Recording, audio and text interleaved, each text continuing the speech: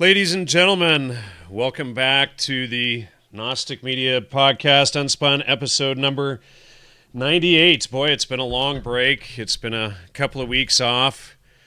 That flu bug going around was one wicked one. I got it bad up in my sinuses and just wicked nasty. Sorry about that. I just forgot to mute my browser again. But, wow, that cold. It got up in my sinuses for like 2 weeks. I couldn't get that thing out, man. And people were sending me all of this advice and stuff to do. I tried everything that people sent. Pretty much the only thing that worked was like tons of ginger and salt water. That seemed to help give me a little edge on it, but it was terrible. And last week on Tuesday, it was a week into it. I still felt just as crappy as I did the first week, but feeling a lot better now, and thanks everybody for supporting the show during the break, and happy holidays, happy new year. Our first episode for 2018, January 2nd, and so I really appreciate all of the support and everything over the holidays. I hope everyone had a great time. Jacob, he's back with us tonight. How are you tonight, Jacob?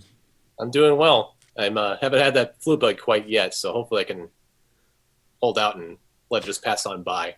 Yeah, wow. Well, I spoke to some friends that also got it for 2 weeks, and I heard from some other people that got it for 3 weeks. But, I went through 2 bottles of vitamin C and a whole everything I could, imagine I could, was trying and doing, and I just couldn't get this thing out of the system there. So, oh man. So, well, you've got a lot in store for us, so we should probably cut to it. And, before we get going, please support the show. Gnosticmedia.com is the website. Also, please support Jacob's research. I know some people are helping you with the some of your book orders and things like that for the research. So thanks for that, and make sure that you help them. How do they send you a donation? You can send me a donation at Jacob Duellman, JACOB DUELLMAN @gmail.com, and that is linked through PayPal. Otherwise, you could just shoot me an email, and I can send you a short URL to go directly to PayPal. So that would be the best way to contact me and donate. Cool. All right, well, we've got a long outline. Probably for some of the show tonight, I'll just put your notes over my ugly mug and let you just kind of, go along with it. We're going to try to overview a lot and just give the chunks tonight. Let's see what we do. We'll give the best nuggets and then try to summarize some of this research. The issue is that it's, you're digging into 500-year-old history, and you're trying to map out this whole scandal and follow along using the Trivium and everything, and follow each lead out, and so it's pretty wild how far you've gotten. So now you've discovered a whole series of classic books on history is our nonsense, disinformation associated to banking families, nonetheless. So that should be good. But anyway, let's dig into it. Okay, so this would be, this is Scaliger Notatus, Hallucinatio, Scaligeri, part 5. And the way I started doing this research was examining the first series of reference books that got me started down this path, which was the General Dictionary, Historical and Critical, by Thomas Birch. And Scaliger's biography in book number 9, which is like nearly impossible to find. I have a hard copy, which might be the only one in existence that was sold individually. Anyway, I went to look at his writings. So this is a list of Scaliger's works. Thomas Birch went through in his article, and he detailed each and every single one of them. Some of them he has a little bit of a blurb commenting on them. Others he just details the sources of the books and where they are derived from. Joseph Scaliger's first book is Conjectania in Marcus Terentium Veronum de Lingua Latina. So this is Marcus Terentius Varro's on the Latin language, translated in English. Scaliger printed his in Paris in 1565, also in 1573 and 1610 in 8 VO. Scaliger wrote this work at 20 years of age. Indeed, this is the first book he ever published. Gerard John Vossius observes that his conjectures are too bold, and he did not act sincerely in suppressing the ancient readings, which he met with in his manuscripts of his author, and adds that Peter Victorius said that Joseph Scaliger was born to corrupt the ancients rather than to correct them. We'll return back to this book later on in the passage, but I thought first we would start with Varro and the Scaliger collection. That would be this book right here. This is a collection of all Scaliger's works and all works associated with them. In the 1990s, this entire set was sold at auction. I do not know how much it was valued at and how much it was sold for, but it was edited by Anthony Grafton, a fellow of the British Academy, and he compiled all the sources that we see inside of this. And they say, a landmark of ancient Latin philology, De Lingua Latina was the first ancient text to claim the attention of Scaliger, and it was the subject of his earliest publication, the Conjectania ad Veronum. First published in 1565, De Lingua Latina were Scaliger's first publication. In 1569, his edition of Varro appeared, including the commentaries of Turnebus, Augustinus, and Peter Victorius. Now, you'll recognize Peter Victorius from the quote just above, where Scaliger was born to corrupt the ancients rather than to correct them. We're going to kind of go back to him further on as we look at the editions of Varro.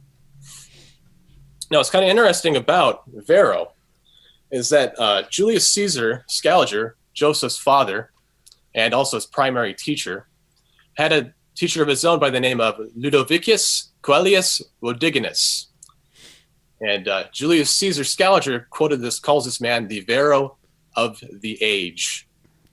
Now, this man is a learned Italian whose proper name was Lodovico Celio Riccieri. He was born in Rovigo about 1450. The principal work of this learned man is his Antique Lectiones, of which he published 16 books, and 14 more were added after his death. Editions of the whole folio were printed at Basel in 1566 and at Frankfurt 1666. It is a miscellany, that's 100 years later. It is a miscellany of profound erudition in which, says Gerard Vossius, who was just mentioned up above, abstruse words in Greek and Latin are explained, obscure passages in the best authors are elucidated, and corrupt ones are rectified. Recondite histories and ancient rites are narrated, and many arcana of the deepest philosophy, especially of the Platonic school, are brought to light. Whence I am often moved with wonder, and indeed with indignation, in observing that the precious labors of such a man are so little in the hands of the youth of the present time. Julius Caesar Scaliger, who was a pupil of Rodiginus, also speaks of him with great esteem and calls him the Varro of the age. This was in the General Biography of 1813 by John Aiken. There was, curiously, no passage for Marcus Varro inside of Thomas Birch's encyclopedia from the 1700s. So I looked inside of this edition from 1813 and I found a passage for Varro. And it starts off as, Varro, Marcus Terentius, the most learned of the ancient Romans, began with serving his country in various considerable posts and was presented with a naval crown by Pompey the Great in the piratical war.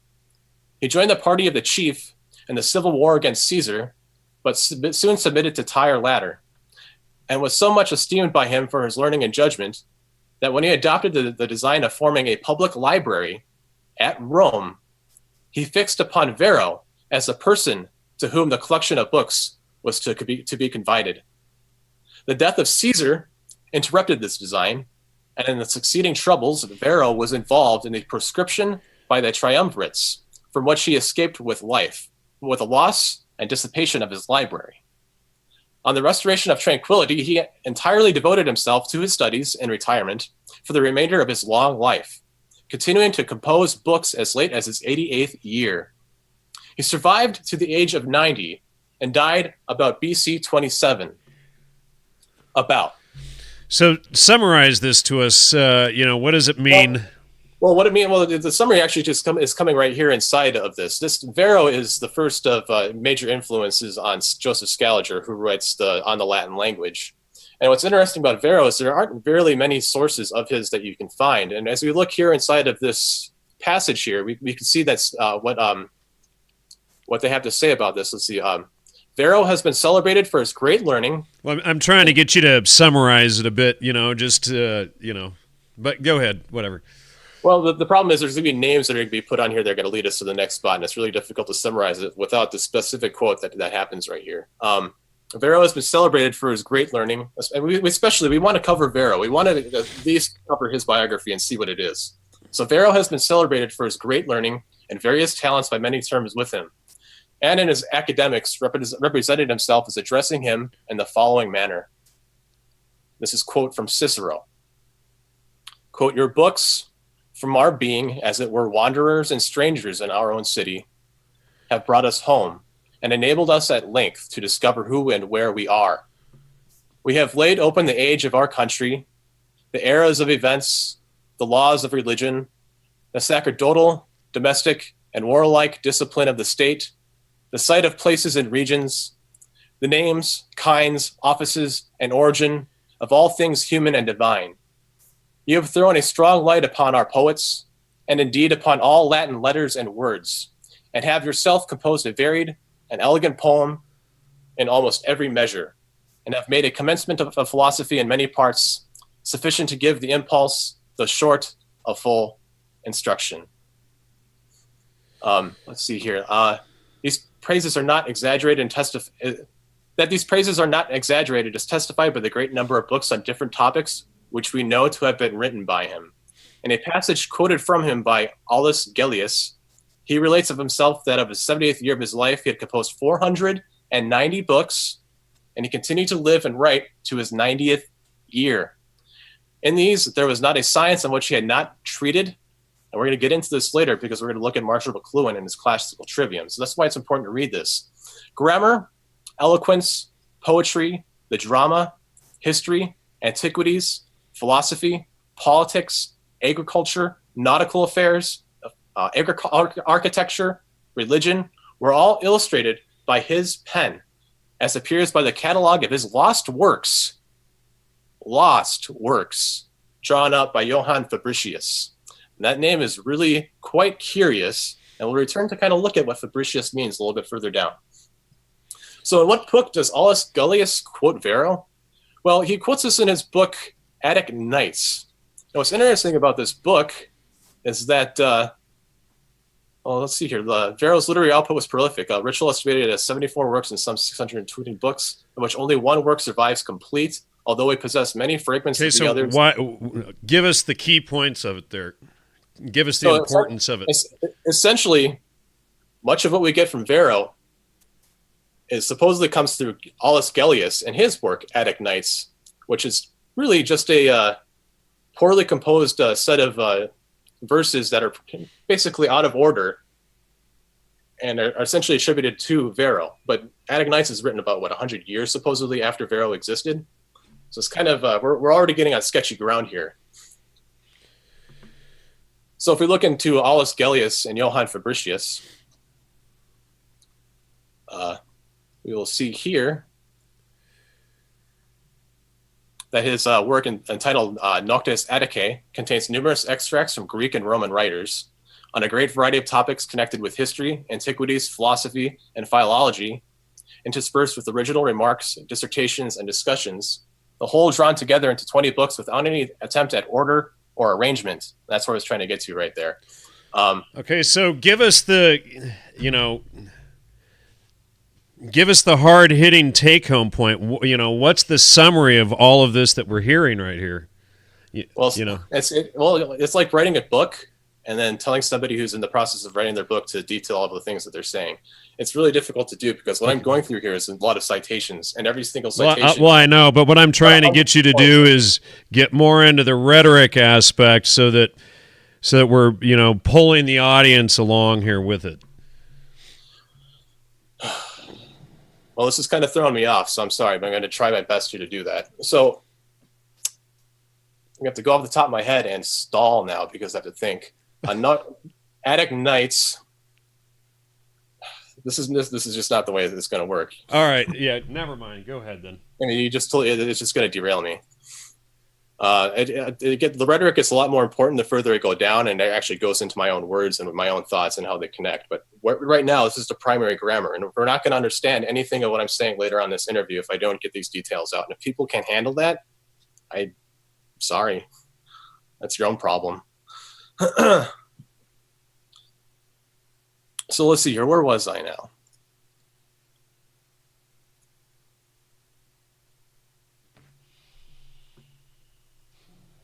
You're on Alias Gellius, whatever his name is there. And Johann Fabricius. We're talking about Noctes Atticae by Alias Gellius, in which supposedly he sources Varro without really citing anything, any manuscript or any sort of publication whatsoever. Just puts it all in there and says Varro said it. Essentially, that's what the Attic Nights by Gellius is supposedly doing. Now, what's interesting about this is the 8th book is entirely lost, with the exception of the index, and a few lines at the beginning of the 6th were long wanting until the deficiency was supplied from the epitome of the defined institution of Lactantius, first published in a complete form in 1712 by Pfaff, from a manuscript in the Royal Library at Turin. So that's why this is kind of interesting, because you're trying to find these sources for Alias Gellius and his Attic Nights, and you're continually moving up hundreds of years further into the future to finally get these sources. We're not going back to the primaries. We're not seeing what these passages are supposedly coming from. We're seeing people who are transcribing them, supposedly, and then and then linking them to them. And as we go through this, we're going to see who's actually transcribing. But it never gets back to the actual primaries, right? No, that's the problem. Is we're never going back to the primary source, and a lot of times these primary sources never, don't exist, or may never have existed. And and they're all based on Scaliger's words often, or name calling at just his vitriolic attacks that his sources are true, and he never actually provides them. Well, especially when he's talking about his own family and his own family history, because he lies about their nobility, and he backs it up by using a lot of fallacies and sophistic arguments to try to keep people from looking at that. But even while he was teaching, because he didn't really have a lectureship while he was at Leiden, he just kind of hung around. They still acknowledged his nobility even then. This was long, I think, pretty much long exposed by that time. So quite interesting. So if we kind of look at the extant text of Alias Gellius, we have the Editio Princeps of Alias Gellius, which is printed in 1469, which is 19 years after Scaliger's teacher Rodiganus was born, I believe. Which is quite interesting. You go through there, it just goes up in the history. So you have 1469, 1472, 1585, 1665, which is just, we're not finding primary sources. We're finding people who are continually. Yeah, it's constantly going further and further into secondary sources and people talking about people and not the original stuff. Yeah, it's like the entire. Psychedelic community that I exposed over the years with Was and these guys, all of them citing each other and nobody going to the primaries. And when you finally get to the primaries, what they all claim is just nonsense. And that's something that I seem to kind of revisit quite a bit as I go through this, is that they seem to be citing themselves quite a lot. And when I was investigating Marshall McLuhan, that's where it really started to get kind of interesting, because that really started to expose a lot of what appears to be another cell that I've of McLuhan. Yeah, McLuhan is tied to that whole what is it, the CSIS cell, and what's that guy, Bob Dobbs, the church, Bob Nevins, Dean Nevins Dobbs, Church of the Subgenius guy that runs the McLuhan archives. That's all a big cell, and that was all. McLuhan was tied to Leary, and also that whole cell was tied to the whole MK Ultra group out at Millbrook, etc. We have to do some more research into that, because I'm kind of curious if I can find more people that tie into that. Well, I think Bob kind of finally admitted to me. He's got that water. Ion, I think it's just really ONI. I think it's just a pun on Office of Navy Intelligence. Oh man! Yeah, I mean, they're all just, sophists as can be. But anyway, go ahead. So like there's an author by the name of P.K. Marshall, and he wrote a book in 1983 called Text and Transmission, a survey of the Latin classics. And he claims that the Attic Knights found many readers in antiquity. Writers such as Apuleius, Lactantius, Nonius, Marcellus, Ammianus, Marcellianus, Servius, Augustine, Macrobius, who, without mentioning his name, quotes Gellius verbatim throughout the Saturnalia and is thus at the highest value for the text. I could go and lead us down a digression into those names, but this would take the remainder of the show. But by my accounts, none of those names listed can be accurately sourced or dated to the primary. And okay, so you talk about like Louis Cario and all these, none of them could be? Yeah, these are all people who supposedly read Attic Knights in antiquity, which that leads us back into Varro. And if you look at these people and their history, you can't really find a pinpoint much about them or when they possibly existed. There's always this big gray area that kind of hovers around them where details are just out of grasp. So not only are they changing the history and erasing Tartary and all of this, but they are manufacturing the historians and citations along the way and doing everything in reverse as they do it. Possibly. As the study in motion kind of goes through, it kind of lends one to kind of see that this is a possibility, especially when we start touching into aspects of the Catholic Church and certain familial dynasties and certain royal dynasties.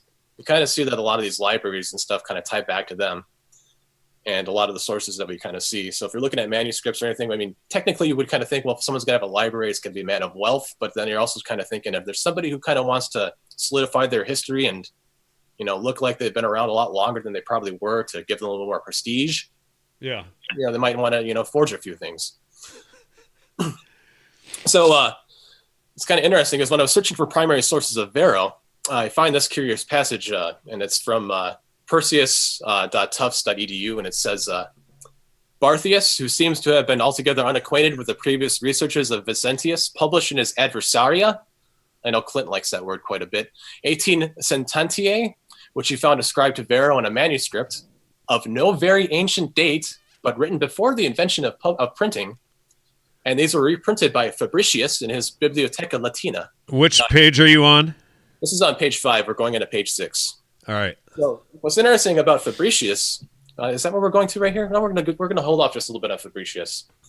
So indeed, the modern day classical scholar and Scaliger expert Anthony Grafton, a fellow of the British Academy, with links to the Warburg Institute, which we'll talk about in greater detail down the line, writes of Varro in his book, The Footnote, that critical document-based history was by no means confined to the world of Jewish and Christian polemicists, Benedictines, and Jesuits, as I was kind of referring to earlier about potential forgers.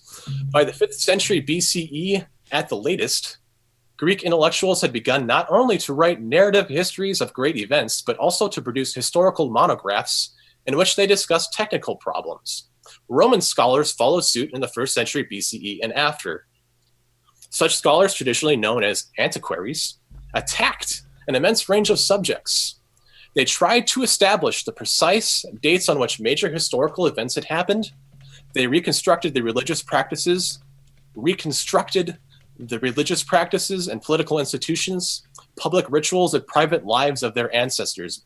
Men like Varro, who wrote on the whole life of the Roman people he belonged to, were the intellectual ancestors of those legendary, broad-gauged social and cultural historians who flourished in the 12th century Strasbourg and Paris, Mont-Blanc, and Lucien Febvre.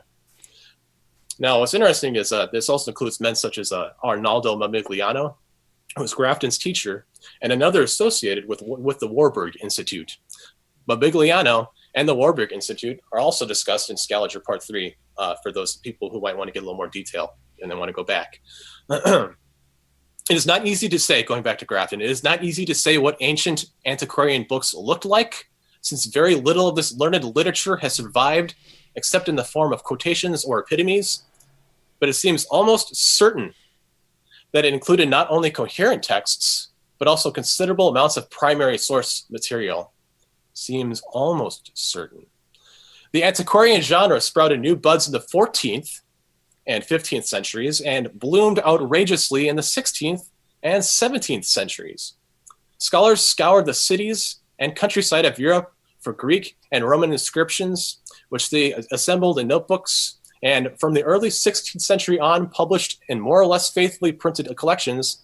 Carlo Sigonio, Onofrio Panavino, and others, now listen closely, restructured the whole chronological spine of Roman history on the basis of the Fasti, or inscription found in the 1540s in the Roman Forum. They were reassembled by no less an artist than Michelangelo in the Palazzo dei Conservatori. Now we're going to go jump down the rabbit hole. So the chronological spine of Roman history is that of Varro, or so it is claimed. Varro's supposed chronology, this is me talking right here, Varro's supposed chronology was an attempt to determine the exact timeline of Roman history, inscribed on the Arch of Augustus, an arch that no longer exists. This Fasti Capitolini is said to have the dates set forth by Varro in his chronology that sequences the consuls of the Roman Republic. According to the Wikipedia entry, this chronology has been, quote, demonstrated to be somewhat erroneous, but has become the widely accepted standard chronology, in large part because it was inscribed on the Arch of Augustus, that arch that I just mentioned above that no longer exists. So the Fasti, a modern name assigned because they were deposited in 1547 in the courtyard of Palazzo di Conservatorian. On the Which order page of are we on? Sorry. We're on page 7. So in 1547, in the courtyard of, on the order of Alessandro Farnese, who kept them temporarily in his villa after an excavation from the Roman Forum in 1545 or 1546, and funded by Farnese. Michelangelo, who designed the complex of 3 palaces on the hill, also restored the tables of the Fasti. Now, Alessandro Farnese is an Italian cardinal and diplomat, and a great collector and patron of the arts. Is it Farnese or Farnese? Something like that. Farnese, something like that. Farnese. He was an Italian cardinal, a diplomat, and a great collector and patron of the arts. And he was the grandson of Pope Paul III. Now, we're really jumping down the rabbit hole here because he should not be confused with his nephew, Alessandro Farnese, man of the same name, who was the governor of the Spanish Netherlands, grandson of Emperor Charles V, and great-grandson of Pope Paul III. What a close-knit family we have here.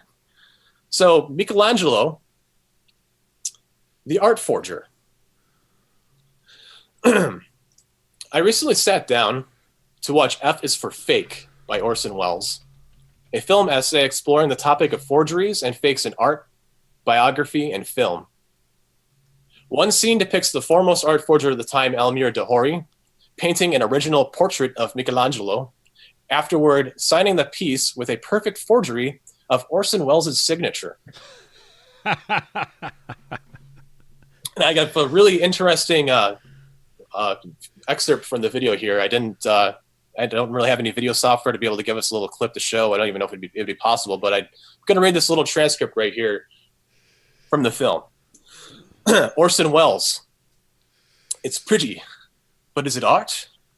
Well, how is it valued? The value depends on opinion. Opinion depends on the experts. A faker like Elmire makes fools of the experts. So who's the expert? Who's the faker? This leads into Elmire de Hori, who says, I know one thing. I never offered a painting or a drawing to a museum who didn't buy it. They never refused one. Never. To which Orson Welles then leads into, what's he up to now? This. This isn't a forgery. No, not this time. This is a portrait by Elmire of another famous art forger. Michelangelo, no less. Signed, I must say I'm honored. My signature, forged by Elmire on a real Elmire, is really something. You know, art forgery used to be admired as an art. And though Michelangelo even used smoke on some of his fakes to antique them, like some of the rest of us, and this is Wells referring back to himself, he finally went straight. So really interesting here. It's like, as the story goes, Michelangelo was a protege of Lorenzo de' Medici. He was the leader of the Florentine Republic and patron to the Medici Empire. Well, let me just interject here, too. And I did a lot of research at Princeton on Orson Welles and the Princeton Radio Project, which became the War of the Worlds and all of that. And Orson Welles worked with the intelligence community and was a part of that whole, it was like a pre-runner to MK Ultra and to cause social panic using radio with the whole invasion and War of the Worlds. So that's, that fits perfectly with Wells's MO, always the fraud. Yeah, those of you in the audience who haven't seen Jan's show on Orson Welles' The War of the Worlds, definitely check it out. It's worth listening to. It's really interesting. Really interesting. Yeah, and I usually re-release it every Halloween because we released it on Halloween because it happened in Halloween. So, yeah. I think it'd be a little obvious to people, but back then they're doing their own. They're trying to put their own UFO scare on us right now. It almost seems like, but that's a digression for another day. So, as the story goes, Michelangelo was a protege of Lorenzo de' Medici, a leader of the Florentine Republic and patron to the Medici Empire. He had some of the finest instructors living under him to train such men as Michelangelo. In spite of such a resume, Michelangelo struggled for money early in his career. As a result, he resorted to forging classical sculpture and artificially aging it.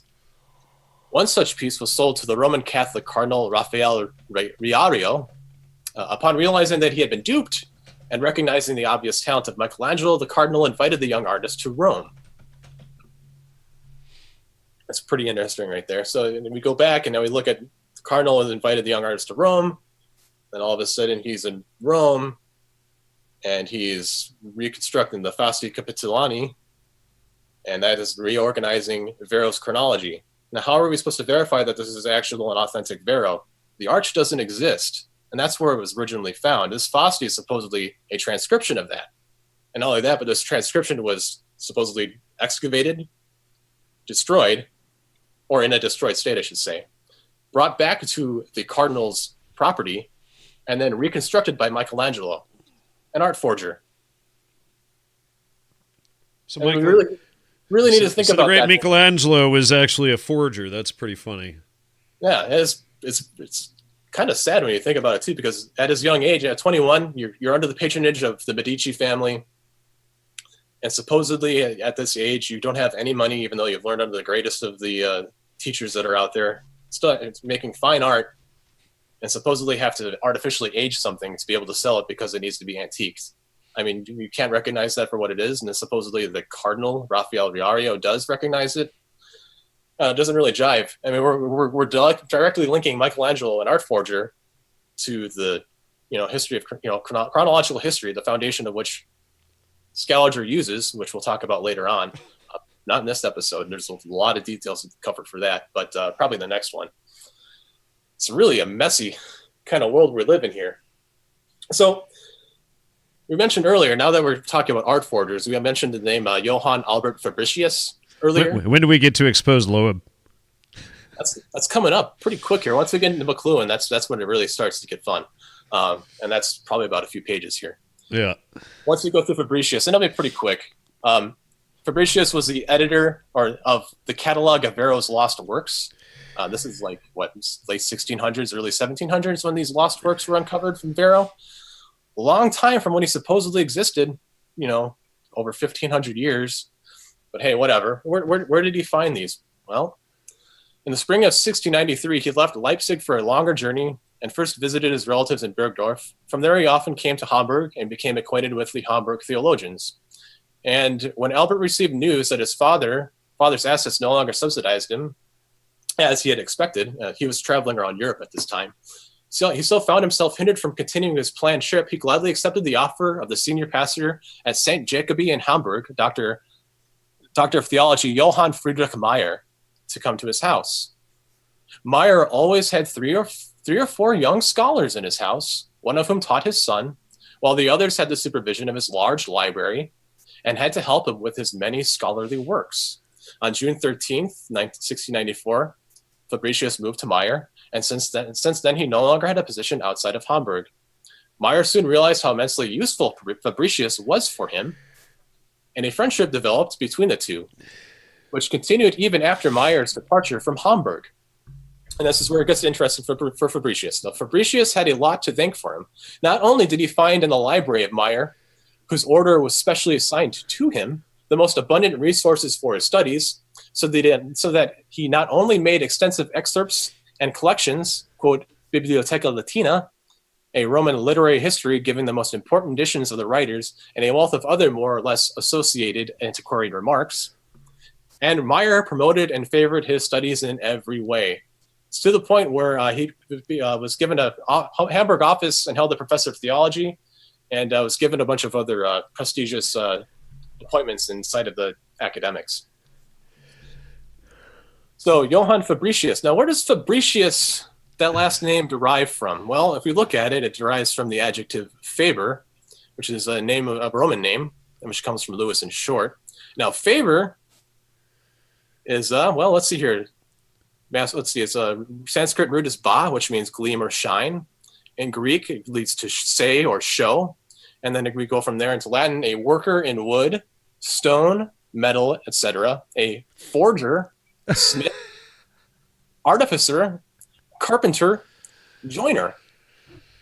So I decided to have some fun because we enjoy dictionaries here in Trivium land. I went and looked at forger inside of a Webster's American Dictionary of the English Language, 1828, and Mr. Webster says a forger is one that makes or forms, or one who counterfeits.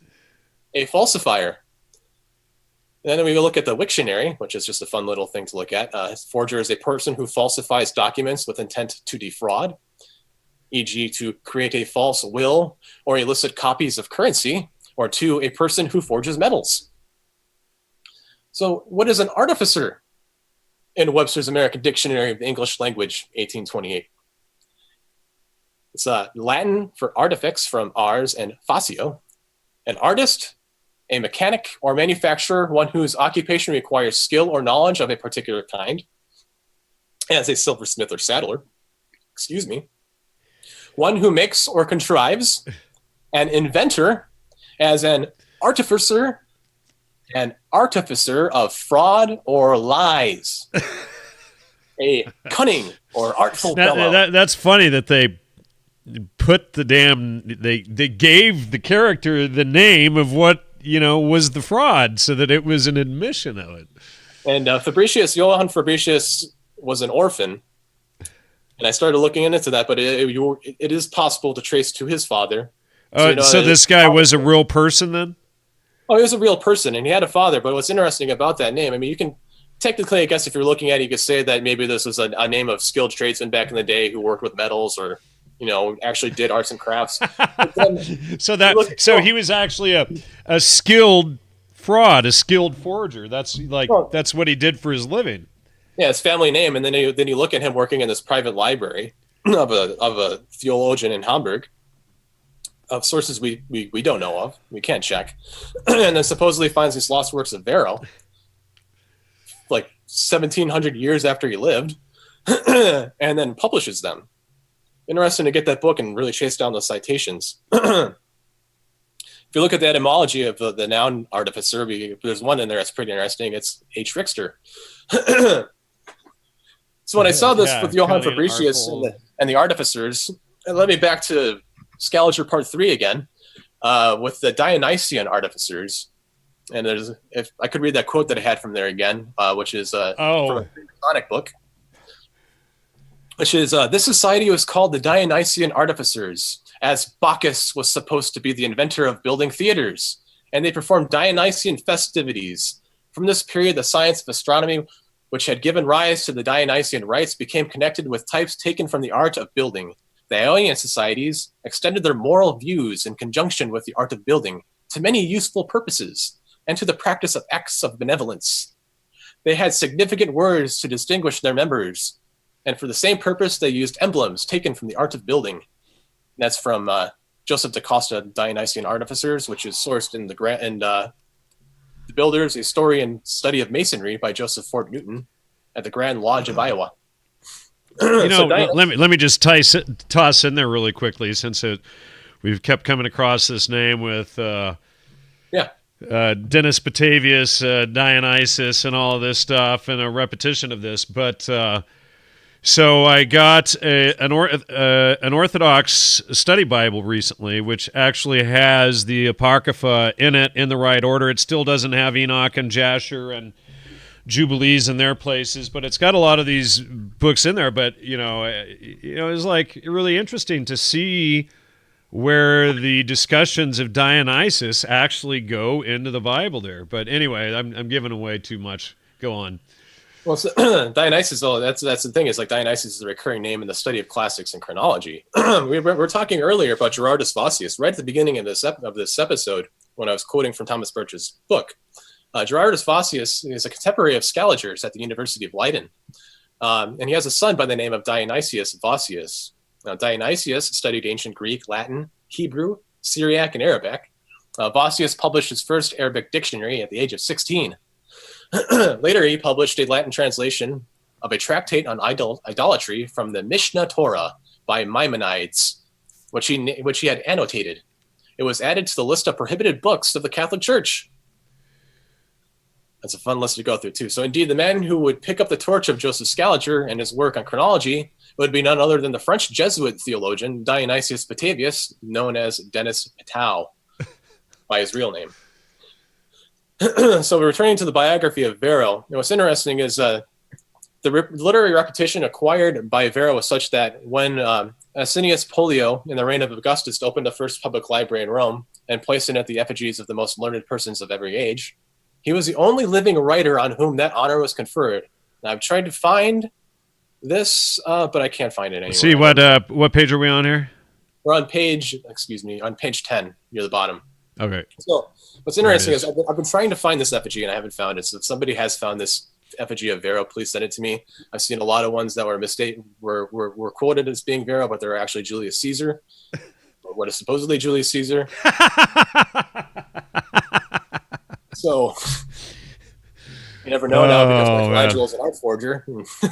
Well, yeah, and it's like, I mean, it's, to me, the more I look at this, the more we look at this, the more it's clear that you really can't trust anything after like 1400, or anything before, for that matter. It's like they created entire cultures and civilizations like it was Hans Christian Andersen or Grimm brothers. The Medici family and the Catholic Church certainly have quite a stranglehold at this time in a lot of the documents and a lot of the ways in which history is being formed. So it's really interesting to kind of see that. Are you starting to be able to see connections back into Tartary as you go?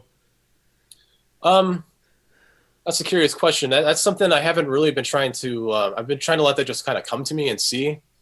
Really, what I'm seeing is something's trying to be covered up. Is there something huge that they have to rewrite all the books for 200 years?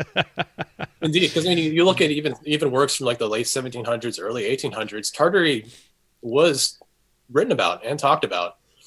There is primary source information out there to kind of link to Tartary. It's just a matter of trying to get the fundamentals of who's telling the truth and who's not, because again, you're going back to the Jesuits a lot of the time for a lot of the sources that we're seeing out there. And as we're kind of seeing here, the Jesuits and the Benedictines and all of them seem to be almost associated with a lot of art and document forgery. So it's just go out there and then forge, the cultures and histories that are out there already. Yeah. There was an article you shared from a woman. I can't remember the name of it. And it was about how the British Empire, during like the opium trade, changed the history of China. And she had a really compelling argument about it, but I can't quite grasp the name of the article and much of the details. I need to go back to it. But as you can see, it's not out of hand for an empire to go somewhere and kind of cover things up. Well, I mean, it's clear, like, that China's whole history, Tibet's whole history was like Tibet, the history of the Dalai Lama, et cetera. It didn't exist until the late 1400s. And that's right around the time of the collapse of Tartary. Even the Great Wall of China was really the Great Wall of Tartary. The openings are on the north, not the south. It had nothing to do with Mongols. you know, and then you start looking into the history of like Genghis Khan and all this stuff. I don't want to give away too much of Robert's research, but I mean, wow, you know, Robert's really dug up a lot, but Genghis Khan actually means king of kings. I'll just throw that. Thanks, Robert. I'll throw that little bit out. But Robert right there, you gotta. I'm signing Robert. Thanks, Robert. Don't be too mad yet. But I mean, it's just so mind blowing when you see how extensive the cover up is that, you know, over the last 400 years. So we're, you know, in our opinion, we're pretty damn certain that it's Tartary that they're all covering up.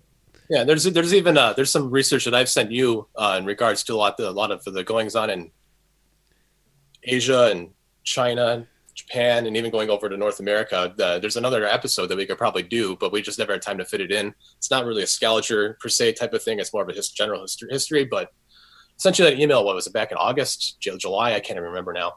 But hopefully we can get into that at some point. But that will definitely go more into what I've been looking into as far as Tartary is concerned. Yeah. Yeah, you know, understanding Tartary also just happens to kind of explain Afghanistan at the same time, you know. Afghanistan. Oops, there goes another slip. Sorry, Robert. Yeah, there's quite a lot of interesting research out there that relates to Tartary. It's definitely worth exploring. Let's see, where were we in this outline here? We're at about page 10. It's almost halfway through. So let's see here. I guess we can just skip over the Atrium Libertatis. I mean, that's just kind of going over, you know, censors and stuff like that. We all know what a censor is, you know. So let's see here. For those who don't, an officer in ancient Rome. There, it's on screen. Read it. All right, pause the video and read. Okay, now we're on to Varro's biography. Well, I guess we should say is one who has the power to examine all manuscripts and books before they're committed to press and to see that they contain nothing heretical or immoral. So those are the people in charge of the libraries. See, in the U.S., you know, the CIA uses a different process than, say, China. You know, the U.S. uses a strategy called the free market system, where they just flood the market with complete horse shit, and they flood it with so much horse shit that you can't, you know, that the average person that doesn't have the Trivium can't distinguish the horse shit from the real research. And then they just throw their arms up in the air and with all the contradictions and scream opinions are like a-holes and we can't know anything. And, you know, like a couple of years ago, as you know, I was coming back from a flight from Princeton, you know, after I was doing probably the War of the Worlds research, one of those trips. And I was sitting next to this Chinese guy and, you know, and I was editing a bunch of these, you know, like I had 1,000 pages of documents I got at Princeton. I was cleaning them up, you know, and all this crap. And this Chinese guy next to me is like, no, you know, in China, the censorship is much different because when you write a book, you got to present it to the communist censor, and then he just tells you got to take these, and these out. And, you know, add this, and that, so you actually know, right? You know, he's like, you know, at least they have, like, more integrity about it. I'm like, yeah, here it's just, you know, the free market system. You just flood it with crap. But anyway. Overload people.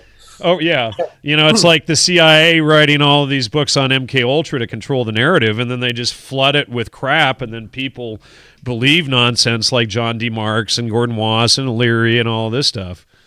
And they start thinking that men are staring at goats. Men are staring at goats, yeah, or the acid dreams. You know, that's the worst, absolute most full of crap book I've ever read on MK Ultra. Well, since we're kind of, you know, talking about intelligence communities, and I guess we can start going into the next stage here, and we're going to finish off with the Varro's biography here. Of his numerous compositions, the only relics that have reached our times are 6 books out of 24, which he wrote on the Latin language. And these imperfect, with 3 books on agriculture and a few fragments of his satires and epigrams. Many editions have been made of these remains separately and in conjunction. So if you look down here, we're now proceeding to Marshall McLuhan, the classical Trivium, Varro, grammar, and the classics. Sorry to all the people out there who love reading their classics, but don't check their sources. In 1942, Marshall McLuhan wrote his doctoral dissertation, The Classical Trivium, While exploring, I have that upstairs. I have read that. It's quite the bit of sophistry. yeah, it's quite the read. I have my copy right back here. I guess can you see that? Yeah. Yes, I can. These are all the books, not all the books, but a lot of the books I've used for the research. There's a lot of other stuff that's just it won't fit. So in 1942, Marshall McLuhan wrote his doctoral dissertation, The Classical Trivium, while exploring, quote, the problem of understanding Thomas Nash, end quote. Marshall McLuhan describes the situation as, quote, that of discovering the main educational traditions from Zeno, Isocrates, and Carneades through Cicero, Varro, Quintilian, Donatus, Priscian, Jerome, and Augustine. Within the following passage, take note that McLuhan's sources, Sir John Edwin Sandys, Fellow of the British Academy, and reviser/editor of Richard Copley Christie's biography of Joseph Scaliger in the 11th edition of the Encyclopedia Britannica. This biography, among others, is discussed in Scaliger Part 4. In the first chapter of Grammar, McLuhan writes, the logos, or universal reason, is at once the life and order which are in all things and in the mind of man. When the Romans found it impossible to translate logos by any single word, quote, they therefore adopted the phrase ratio et oratios, which means reason and speech. In modern language, it seems clearly to include also the broad notion of universal law, or the law of nature. Law of nature. It has often been pointed out how profoundly this doctrine of the logos was received by Christianity. But it has not been seen that the intermediate stages by which the transference of influence occurred was a grammatical art or discipline, which was common both to the Stoic physics and to the earliest Christian theology. That was sourced through John Edwin Sandys in his A History of Classical Scholarship, which kind of comes up a bit. So seen in the light of the doctrine of the logos, the Stoic interest in etymology as a source of scientific and philosophic knowledge is perfectly natural. Thus, it is somewhat misleading to accept the suggestion of Sandys that the Stoics were interested in etymology because, quote, they regarded language as a product of nature and onomatopoeia as a principle on which words were first formed. Now, onomatopoeia is like sizzle. It's like the word is written out describing the action. The action is actually the word. And that is quoted through Sandys. In the same place, Sandys seems not to have any notion of the import of his remarks when he tells us that, quote, their grammatical theories were known to Varro, who, as he tells us, and I believe he's saying Sandys, combined the studies of Cleanthes with that of Aristophanes of Byzantium. Cleanthes, the successor of Zeno of Citium, was one of the most important allegorizers, Sandys, and etymologists. And it is no accident that of the 6 extant books of Varro's great De Lingua Latina, 3 are devoted to etymology. One could write an accurate account of the intellectual character of the medieval period in terms of the books of antiquity, which were permitted to survive. Permitted to survive. For the multiplication of manuscripts of ancient works is a precise index of the vogue which they enjoyed. The corollary, unwelcome for some, is that there is none of the extant texts of antiquity which was not more or less widely read throughout the Middle Ages. So, yeah. So the Middle Ages was never mind. So you don't even have the sources of people in the Middle Ages, supposedly, anymore. So McLuhan later describes Varro and the extent of his works thusly. Marcus Terentius Varro, with whom we shall be more concerned in this section on rhetoric, gave an elaborate account of the great grammatical dispute between the analogists and the anomalists. Books 8 through 16 were devoted to the subject, and of these, 3 books are extant. The analogists argued for the view that there is a universal grammar, since language is the effect of reason, which is the analogy of the universal logos. The anomalists, one might suppose, were Epicureans who denied the doctrine of logos, though I have been able to find no evidence for this. They asserted that in speech there is no order. All is based on arbitrary custom. And it kind of sounds like we were just talking about a little while ago there. So far, I have tried to indicate in a large and unexplored field how science and grammar were quite naturally united by the concept of language as the expression and analogy of the logos. It is now time to proceed to the business of considering grammatical exegesis proper. And here, there could be no testimony more authoritative than that of Varro, having indicated the province of etymology and semantics as defined by the Greeks. And he says, now this is where he kind of goes and he shows the different layers of language and how they apply to the classes of people. So now I shall set forth the origins of the individual words, of which there are 4 levels of explanation. The lowest is that to which even the common folk has come.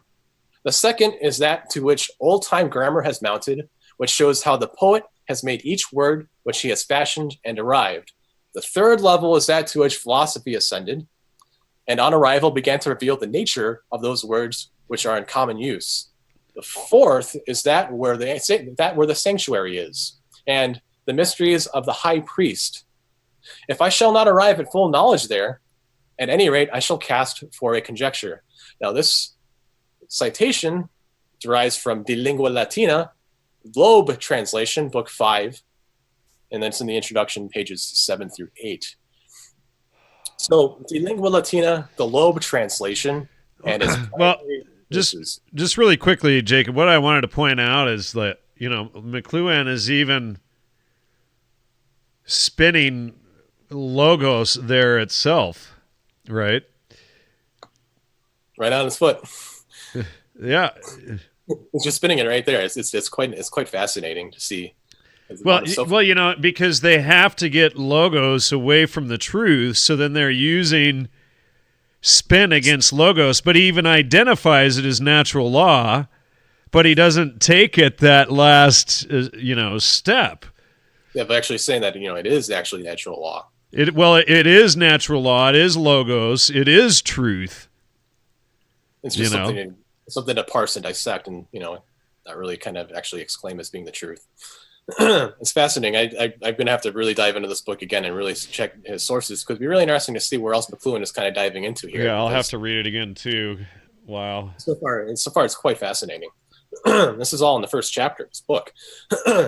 So, De Lingua Latina, the Loeb translation, and its primary sources. So the following are passages from the Loeb Classical Library translation of Varro on the extant sources of Varro's writing.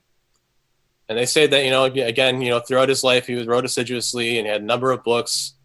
He wrote about the history of antiquities of Rome, the history of literature and the drama, etc., etc., etc.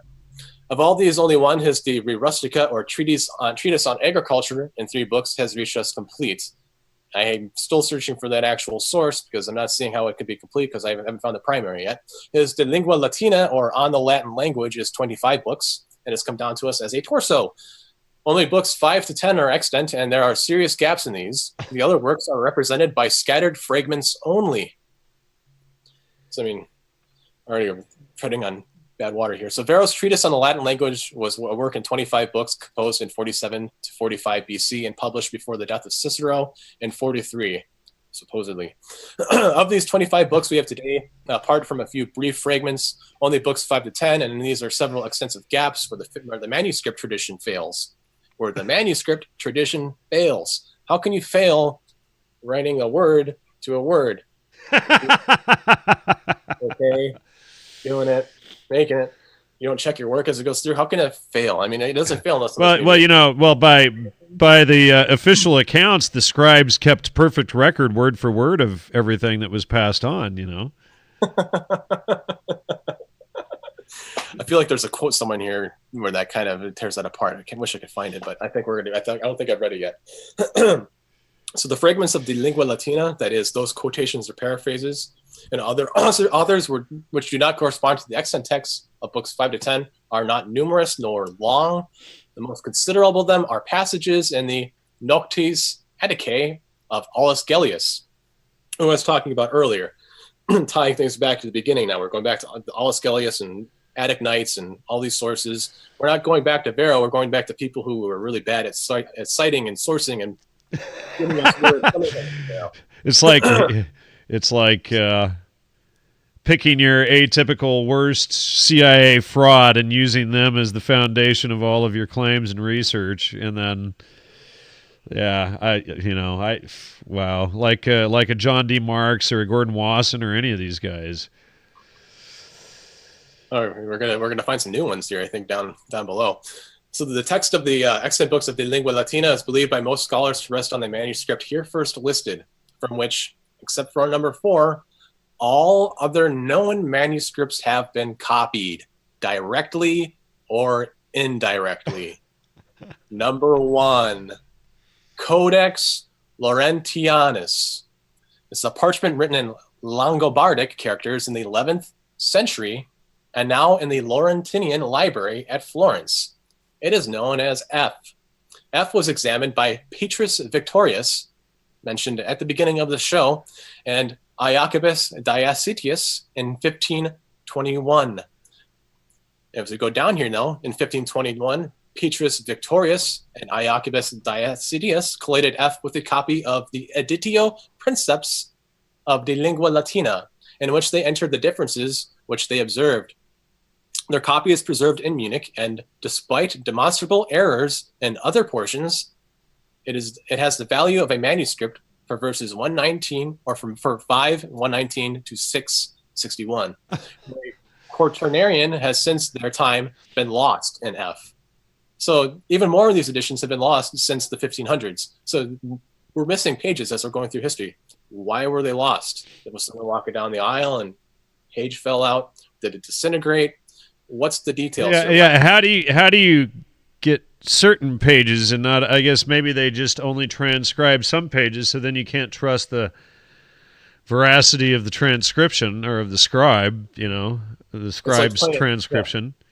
Yeah. You know, it's like being a kid playing telephone, and then further along the line as it goes down, the initial phrase becomes butchered more and more and more until by the end of the line, it's completely incomprehensible from the beginning, from its origin. Anyone let's play that.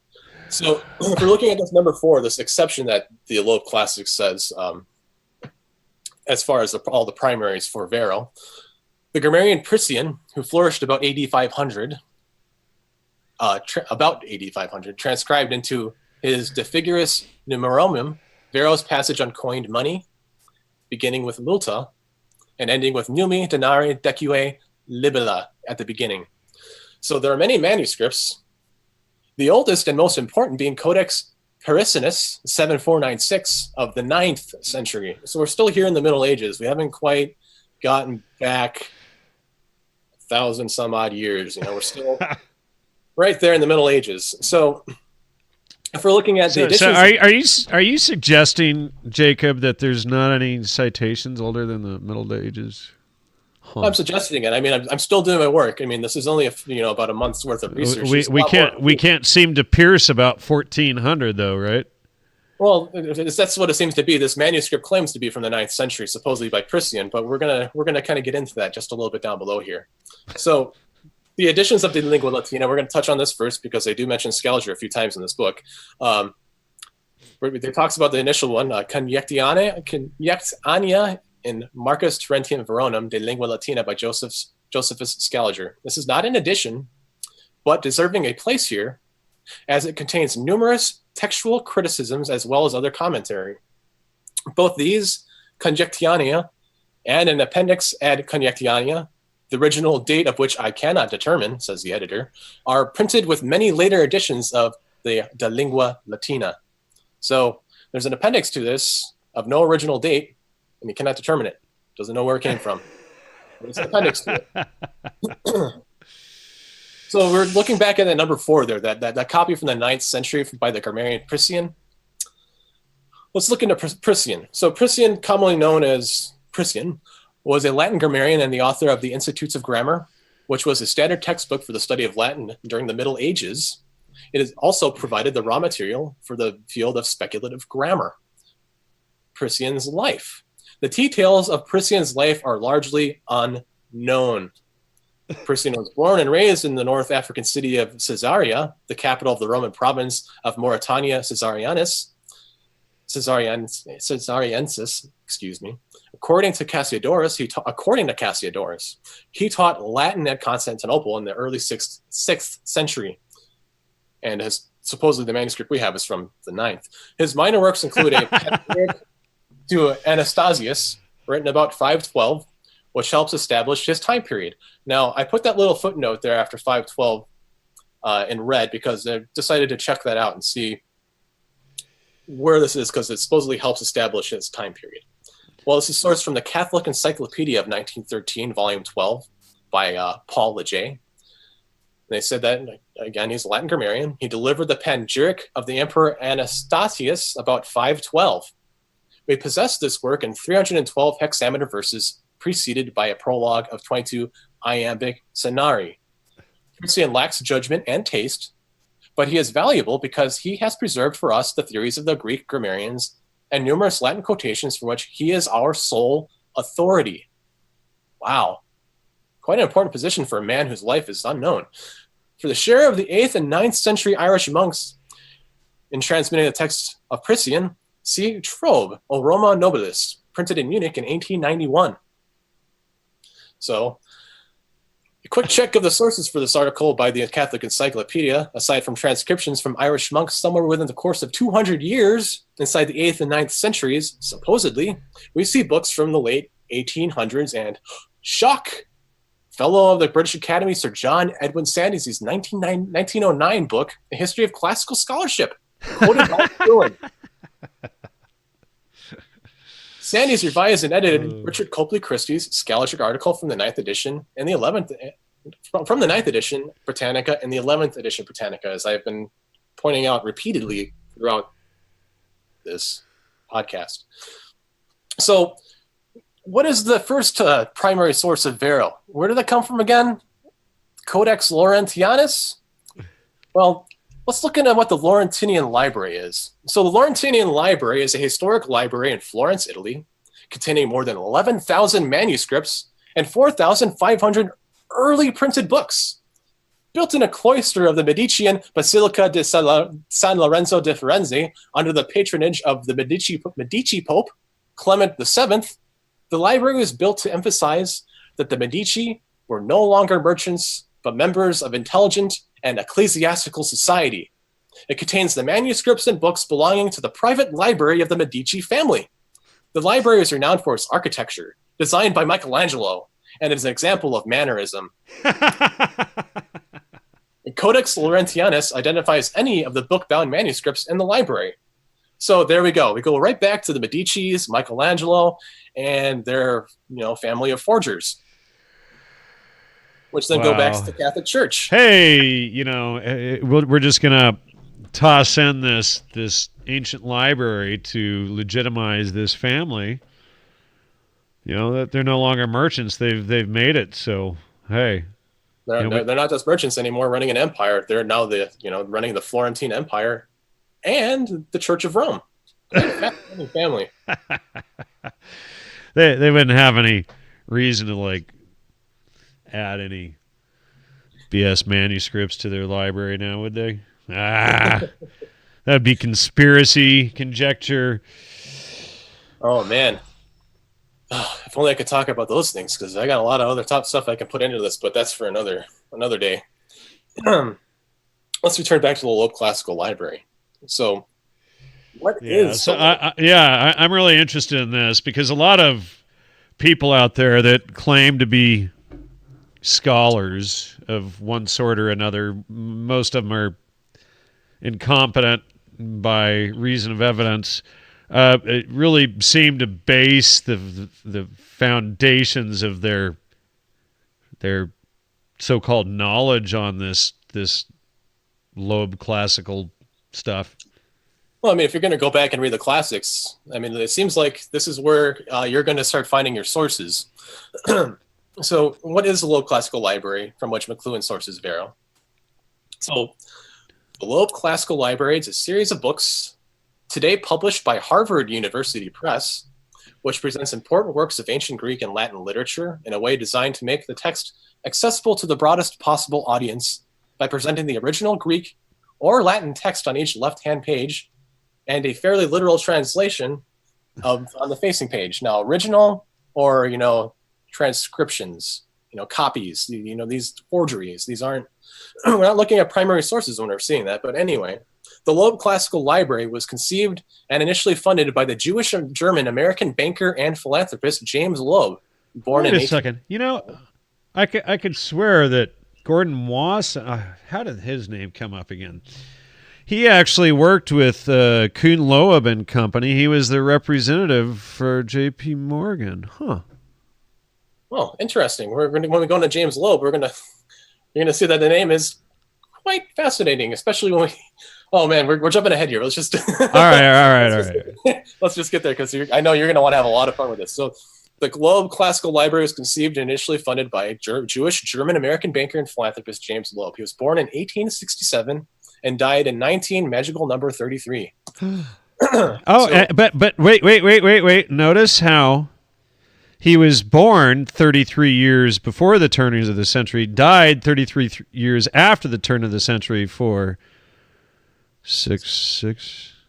Oh boy. Oh yeah. Well, and you can add it like 666. Never mind. So curious. Get the 3333, and seems like it has quite a Masonic importance to it. Not only that, but it seems to have ties to the intelligence community. If people that listen to No Agenda might know what I'm talking about. They like to kind of digress into those theories quite a bit. Not only that, but I believe Jesus died at the age of 33, didn't he? Yeah. Huh. So the Loebs have only a minimal critical apparatus when compared to other publications of the text. They are intended for the amateur reader of Greek or Latin and are so nearly ubiquitous as to be instantly recognizable. In 1917, Virginia Woolf wrote in the Times Literary Supplement, quote, "The Loeb Library, with its Greek or Latin on one side of the page and its English on the other, came as a gift of freedom. The existence of the amateur was recognized by the publication of this library and to a great extent made respectable. The difficulty of Greek is not sufficiently dwelt upon, chiefly perhaps because the sirens who lure us to these perilous waters are generally scholars who have forgotten what those difficulties are." Do you really want to equate scholars with sirens who lead you out to your death? Do you really want that? I mean, it's almost like, you're going to put your mind in an ocean. We're going to take you out to sea and we're just going to destroy your mind. But hey, whatever. Okay. Yeah, you're going to hypnotize you with their voice and lead you out, into, interesting choice of words there, I'll just drown you in information. Quite fitting, really. But for the ordinary amateur, they are very real and very great. And we shall do well to recognize the fact and to make up our minds that we shall never be independent of our Loeb.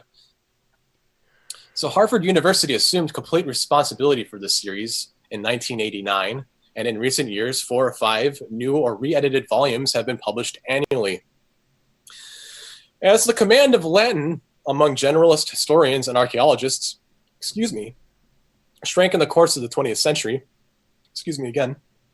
professionals came increasingly to rely on these texts designed for amateurs.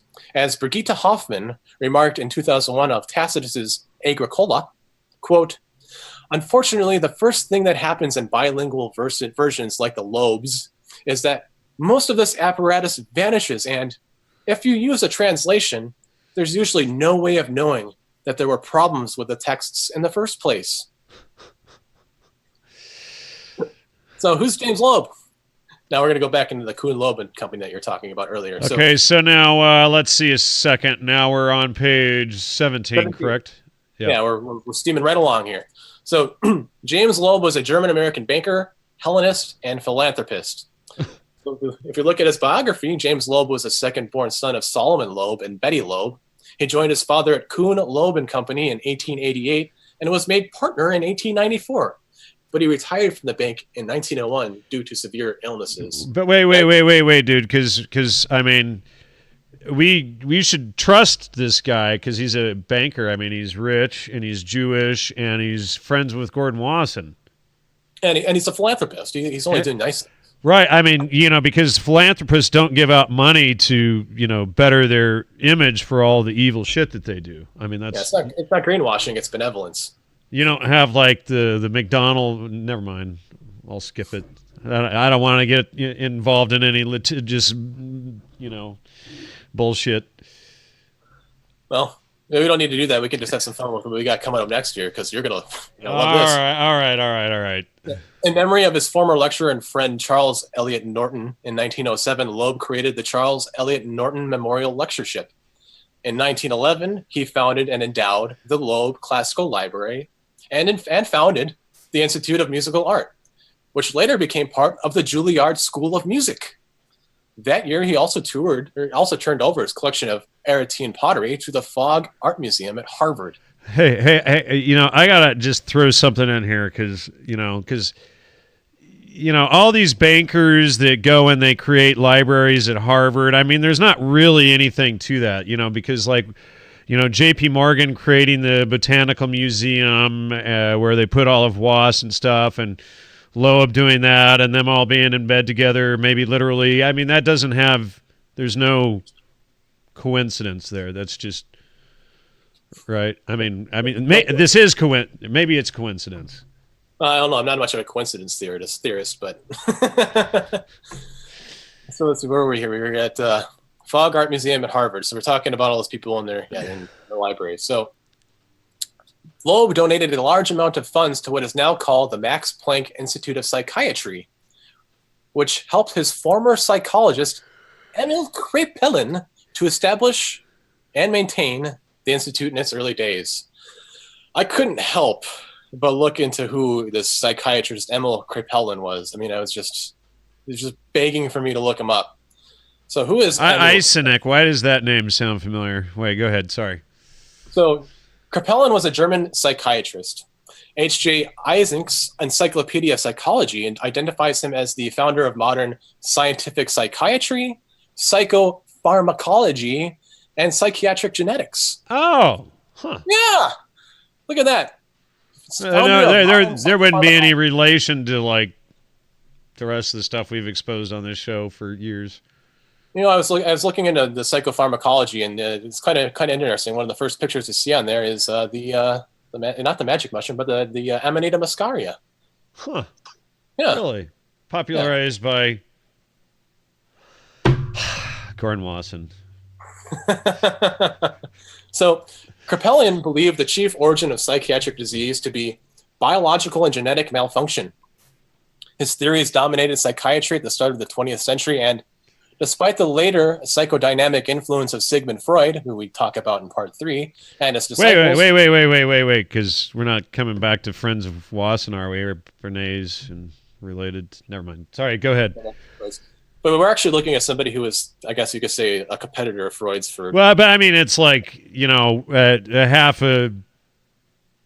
There's a thread still tying together here. Yeah. So later, let's see... His theories dominated psychiatry at the start of the 20th century, and despite the later psychodynamic influence of Sigmund Freud and his disciples, enjoyed a revival at century's end. He has been described as a scientific manager and political operator who developed a large-scale, clinically oriented epidemiological research program.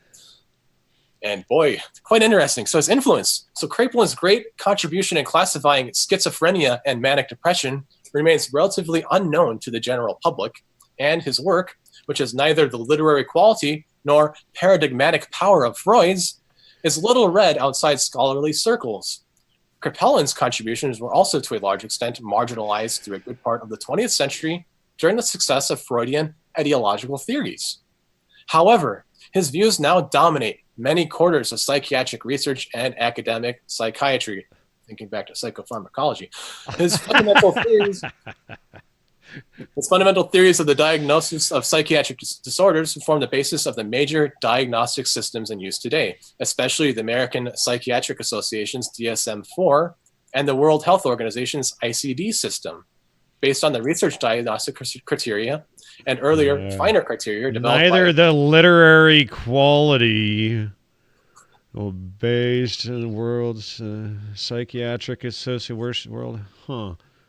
Yeah, so it's quite an literary. Yeah, but his work isn't of the literary quality to be represented publicly. But they got to base everything on it because it's true, right?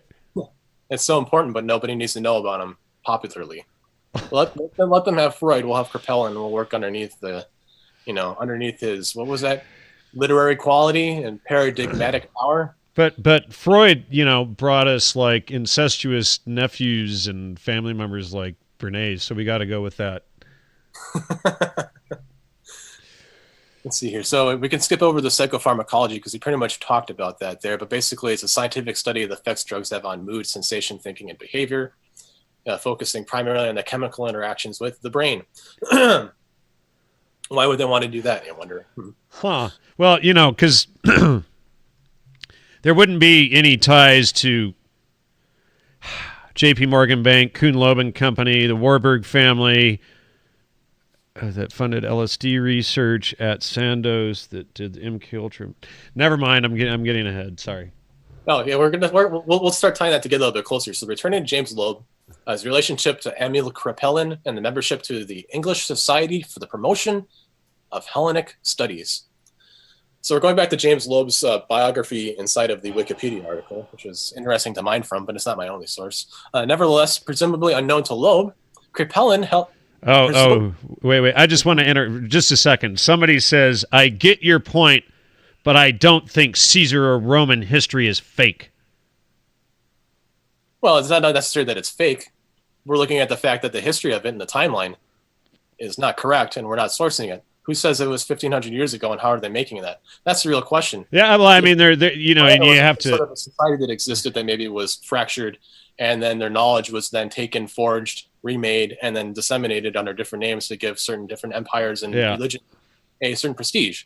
It's not necessarily that these people are fake. It's that it's that certain stories and narratives were people were renamed, places were rewritten, and then they were just thrown back into history like, frisbees. Yeah. It's not that the whole narrative is necessarily fake. It's just that there's many copycats, and then they kind of manufactured a lot of it. I mean, you might have 10 different stories of the same king spread out over 1,000 years, but, the official narrative is that there are actually 10 kings when there really one.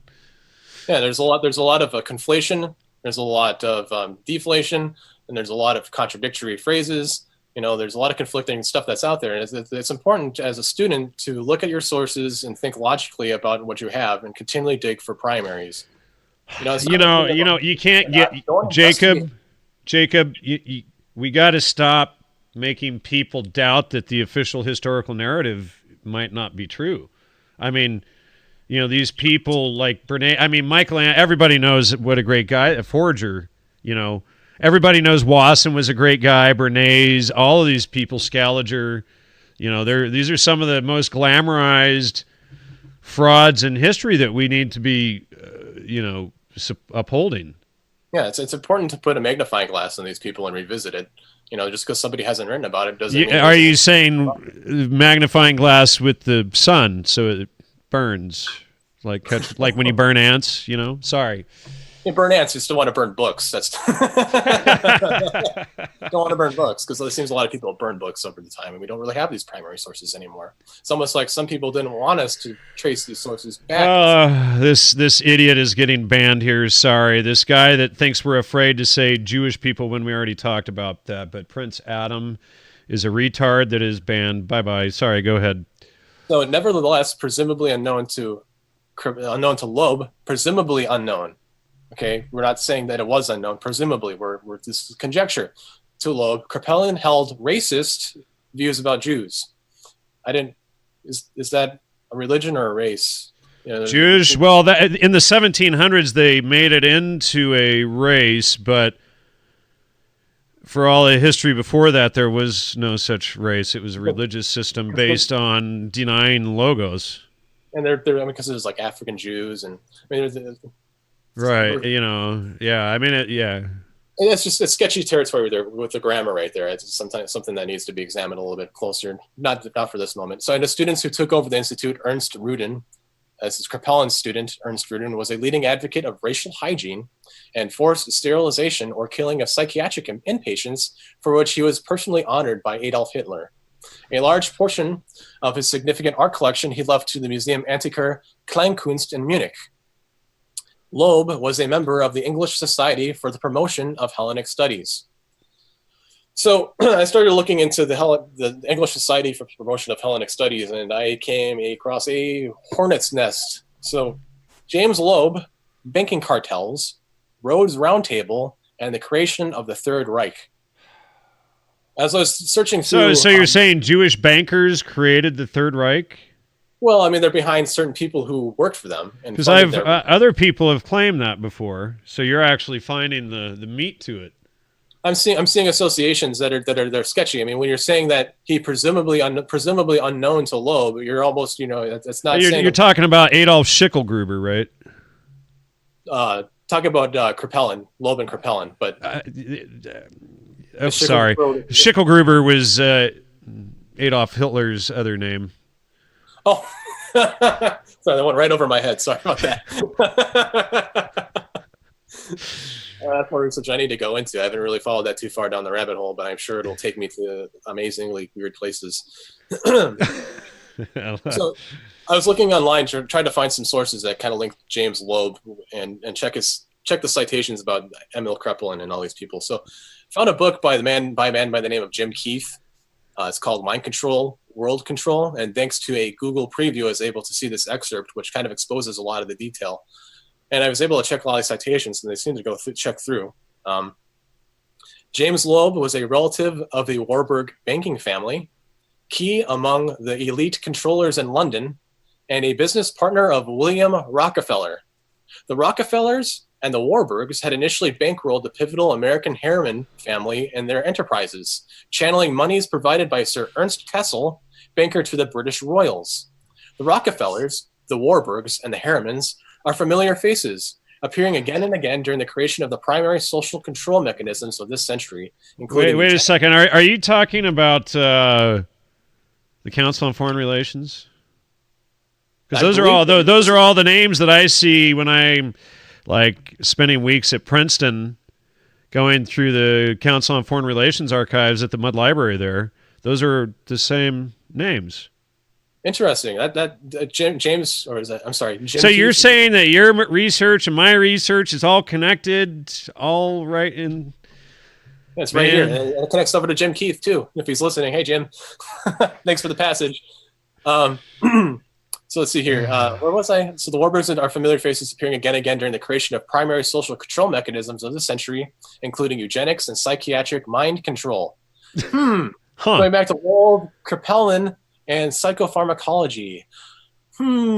So I decided to go and find some sources on here to link James Loeb to the Warburgs. And I went to jamesloeb.de.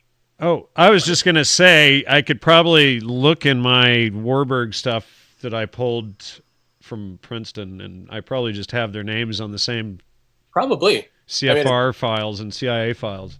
Yeah, you should definitely dig in that and see what you can find in James Loeb, because it seems like we just opened up another actor inside of this grand stage. So I went to jamesloeb.de. This is supposedly a site dedicated to him.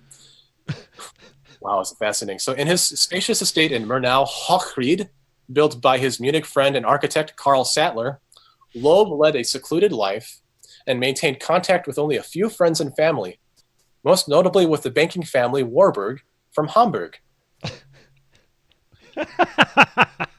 The prominent art historian... Oh, shit. Prominent art historian Abby Warburg, who was twice related to Loeb by marriage, was close to him not only in proximity, but also because of their similar natures and because of their cultural affinities as well. Both worshipped the German culture, had interest in art history, and were passionate collectors. Loeb built an art collection and its associated library, as well as his classical library. Warburg was concerned with questions of art theory, for instance, the investigation of iconology and methodology of art history.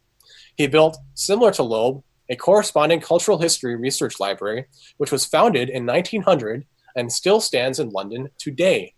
Because of his immense wealth, Loeb saw not only the possibility, but took as an obligation to provide extensive social support for others. He donated to and supported a great number of educational and social organizations, not only in the United States. For example, Harvard University. That's in the United States, but anyway, okay. But was also unusually generous patron in Munich, for example, supporting the German Research Institute on Psychiatry, today known as the Max Planck Institute for Psychiatry. He also founded the first Munich dormitory for women, the Marie Antonie House. So going back to Jim Keith's book. I'm just going to throw this in really quick. I just had the brain on screen while you were talking. And Kuhn Loeb and Company funded the mass murderer Leon Trotsky. Whoa! That was like a big mic drop right there. That's insane, man. Wow. So he's up under. This is we're at the core. We're at the core. Yay! We got there. Woo! And it's only gonna get darker. Oh shoot! No, not gonna like when I have to read a little bit further down, especially now that we're linking Trotsky to all this. So we're going back to Jim Keith in his book, where he says these families acted in collusion with the Round Table groups, founded by Cecil Rhodes, himself a Freemason and operative of the Rothschild banking family, as well as the Skull and Bone Society in America. Now we're going to go, and I have some observations of my own right here. So when I first began my research, I noticed that Sir Victor Gallants worked with the Round Table Group. Victor Gallants is a principal funder of British Mass Observation, publisher to Mass Observation's architect, Brigadier General Thomas Harrison, and publisher of the Fabian Society Front the Left Book Club. Victor edited a book on feminism for the Round Table Group titled The Making of Women, Oxford Essays on Women. Indeed, Victor Gallants worked closely on the topic of education in the New World with Arnold Toynbee's student and abridger, David Churchill Somerville. Arnold Toynbee writes The Study of History, a 12-volume universal history, of which Somerville abridges. So, returning back to Jim Keith now we're seeing that Round Table Group and all this stuff. Now we're going back into British Mass Observation, Victor Gallants. Oh, it's now the web is really starting to tighten here. So, although the Rhodes Round Table groups were originally financed primarily by the Rhodes Trust since 1925, substantial funding has been provided by the Carnegie United Kingdom Trust, whose first president in 1902 to 1905. We're on page 20. Yeah, we're getting close here. Was a bonesman, Daniel Coit Gilman, a man key in the subversion of American education, and organizations associated with J.P. Morgan, the Rockefellers, the Whitneys, and the Lazards. Factually, one of the New World Order's early projects was the creation of the Third Reich. Now, I haven't necessarily connected that, but you kind of see that, if you're looking at what the New World Order is, these people are there. So factually, I guess it could be correct. Nazism, in fact, differs very little from the New World Order philosophy, except in its emphasis on German nationalism. After Hitler's ascent to chancellorship in 1933, sponsored by many of the men who lusted after a New World Order, psychiatric institutes controlled by Ernst Rudin were incorporated into the Nazi machine. Rudin, who comes from did you say 1933? Sorry. Yeah, that's when Loeb dies. Yeah, that's when Hitler ascends when Loeb dies. So Rudin became head of the Racial Hygiene Society, and Rudin and his staff in the Task Force on Heredity, chaired by SS Chief Himmler, instituted the German sterilization law, which is based upon existing American laws of the Commonwealth of Virginia. So you look at the Wikipedia article, they're painting it as being this is like a Nazi creation and it's really evil, but then you go moderate swath of things and it reaches. Well, it's like all the time when I'm researching MK Ultra, they always try to say, well, the Germans started this, so the Jews had to do all of this stuff in the U.S. under the CIA to, because the Germans did it, and so the Jews had to, mind control millions of people in the U.S. Oh, this is just sick. The further I dive into this stuff, it's the depravity of these minds is just insane. When you're talking about psychopaths, you aren't kidding. These people they're really messed up and they have a lot of energy. So here we now tie James Loeb directly to the banking cartels responsible for much of the turmoil and strife exposed time and again on this show through the research of Jan and others. See my presentation for Scaliger Part 3 for a look inside the Warburg Institute, a school dedicated to classical studies. So now we're going to move on to the next section. Wait, are you saying we can almost wrap up the UnSpun show? We're going to be done here and able to go on to a new project soon, it sounds like. Quite possibly. Did I just let the cat out? Anyway, go on. there's definitely not, for me, I mean, there's going to be a lot of stuff that I'm going to be doing well into the future. But I mean, as far as the stuff that we're handling right now, we're kind of coming close to the Scaliger series. They probably have one more, maybe two. Well, I mean, all the last, 5, 6, 7 years of research is all coming full circle right now. That's true. I mean, we are seeing a lot of the topics you've been covering are coming right back again, right into this research. It's quite fascinating. And exhausting. So, James Loeb and the Society for the Promotion of Hellenic Studies ties back into my early research into British mass observation and the British Academy. So this is stuff this is coming from me here. So, during the early years of the Society for the Promotion of Hellenic Studies, they had two distinct presidents. Now, the Society for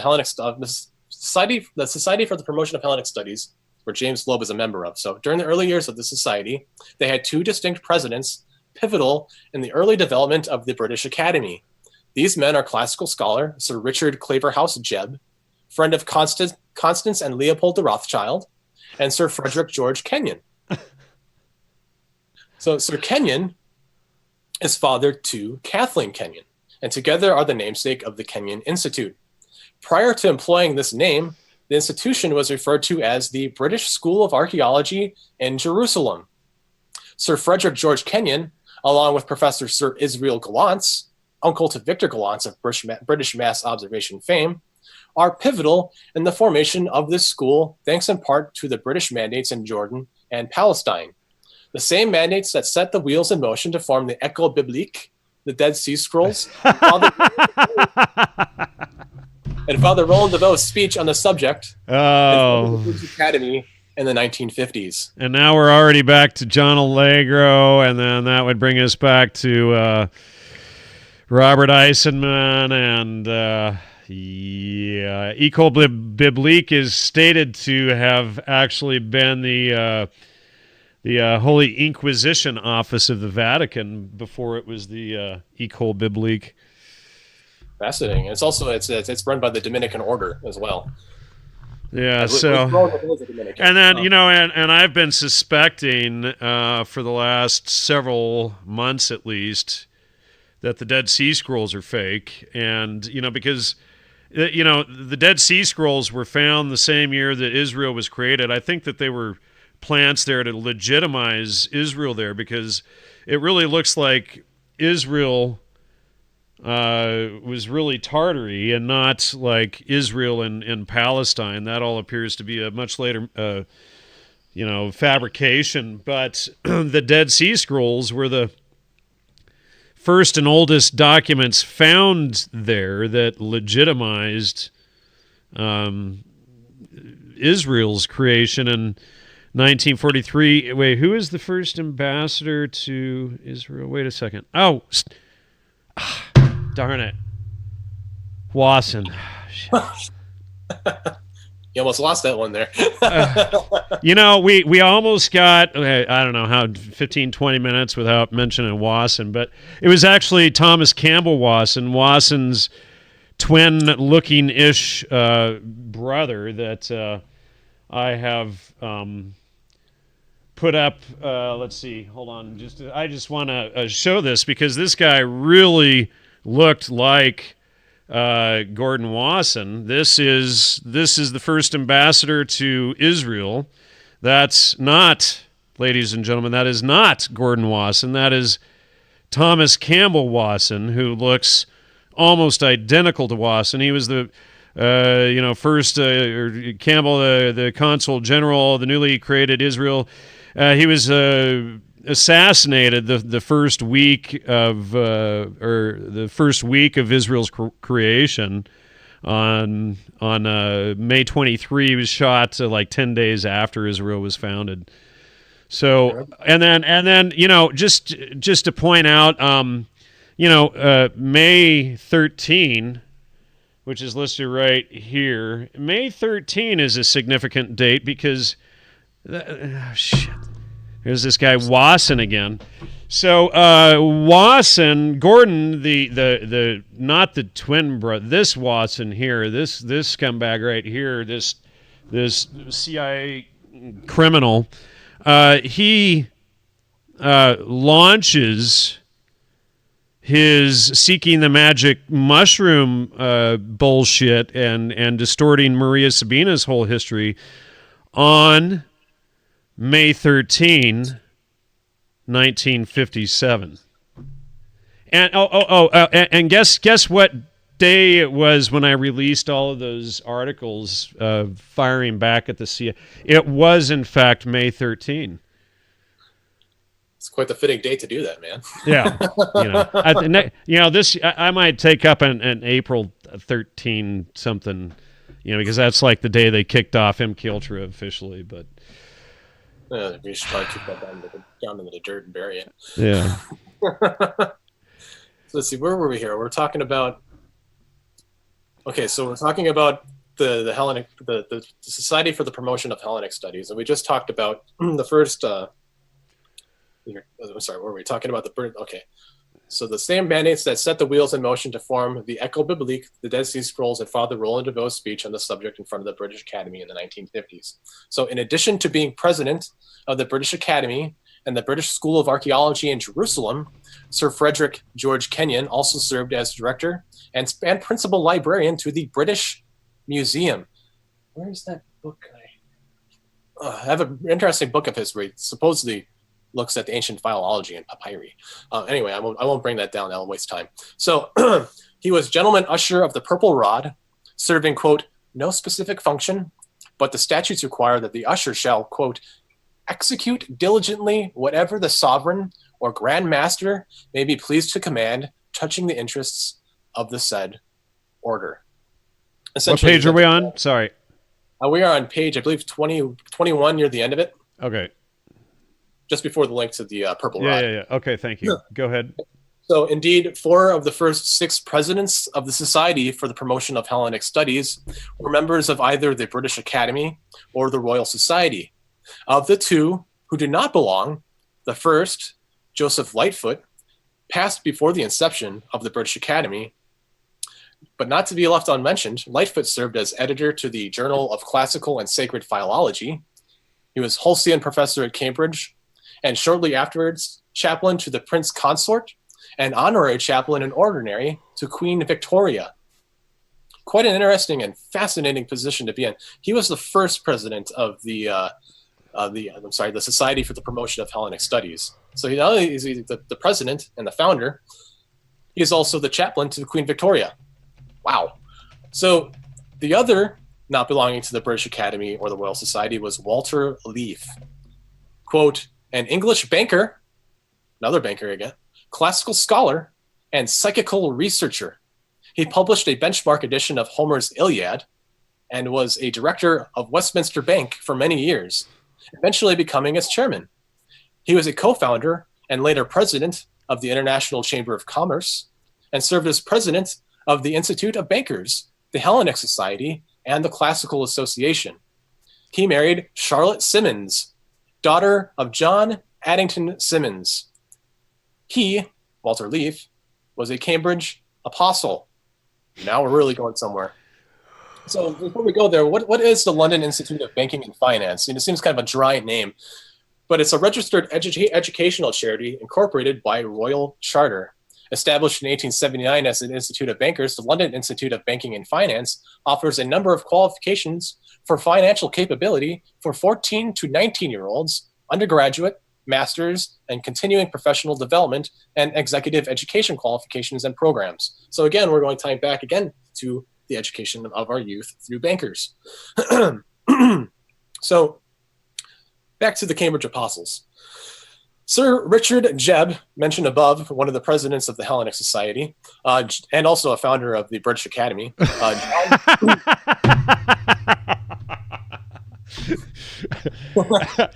Shit. John Maynard. All right, wait. You got to stop right there. Okay, why am I laughing? All right, so hold on, ladies and gentlemen. All right, so John Maynard Keynes. Or Keynes, however the hell, whatever. Okay, so Keynes almost sounds like so he was Fabian and belonged to the British Eugenics Society and helped the new School for Social Research and was pals with this guy. What's his name again? I forget. This guy Gordon Wasson. I don't think we've mentioned him yet this show.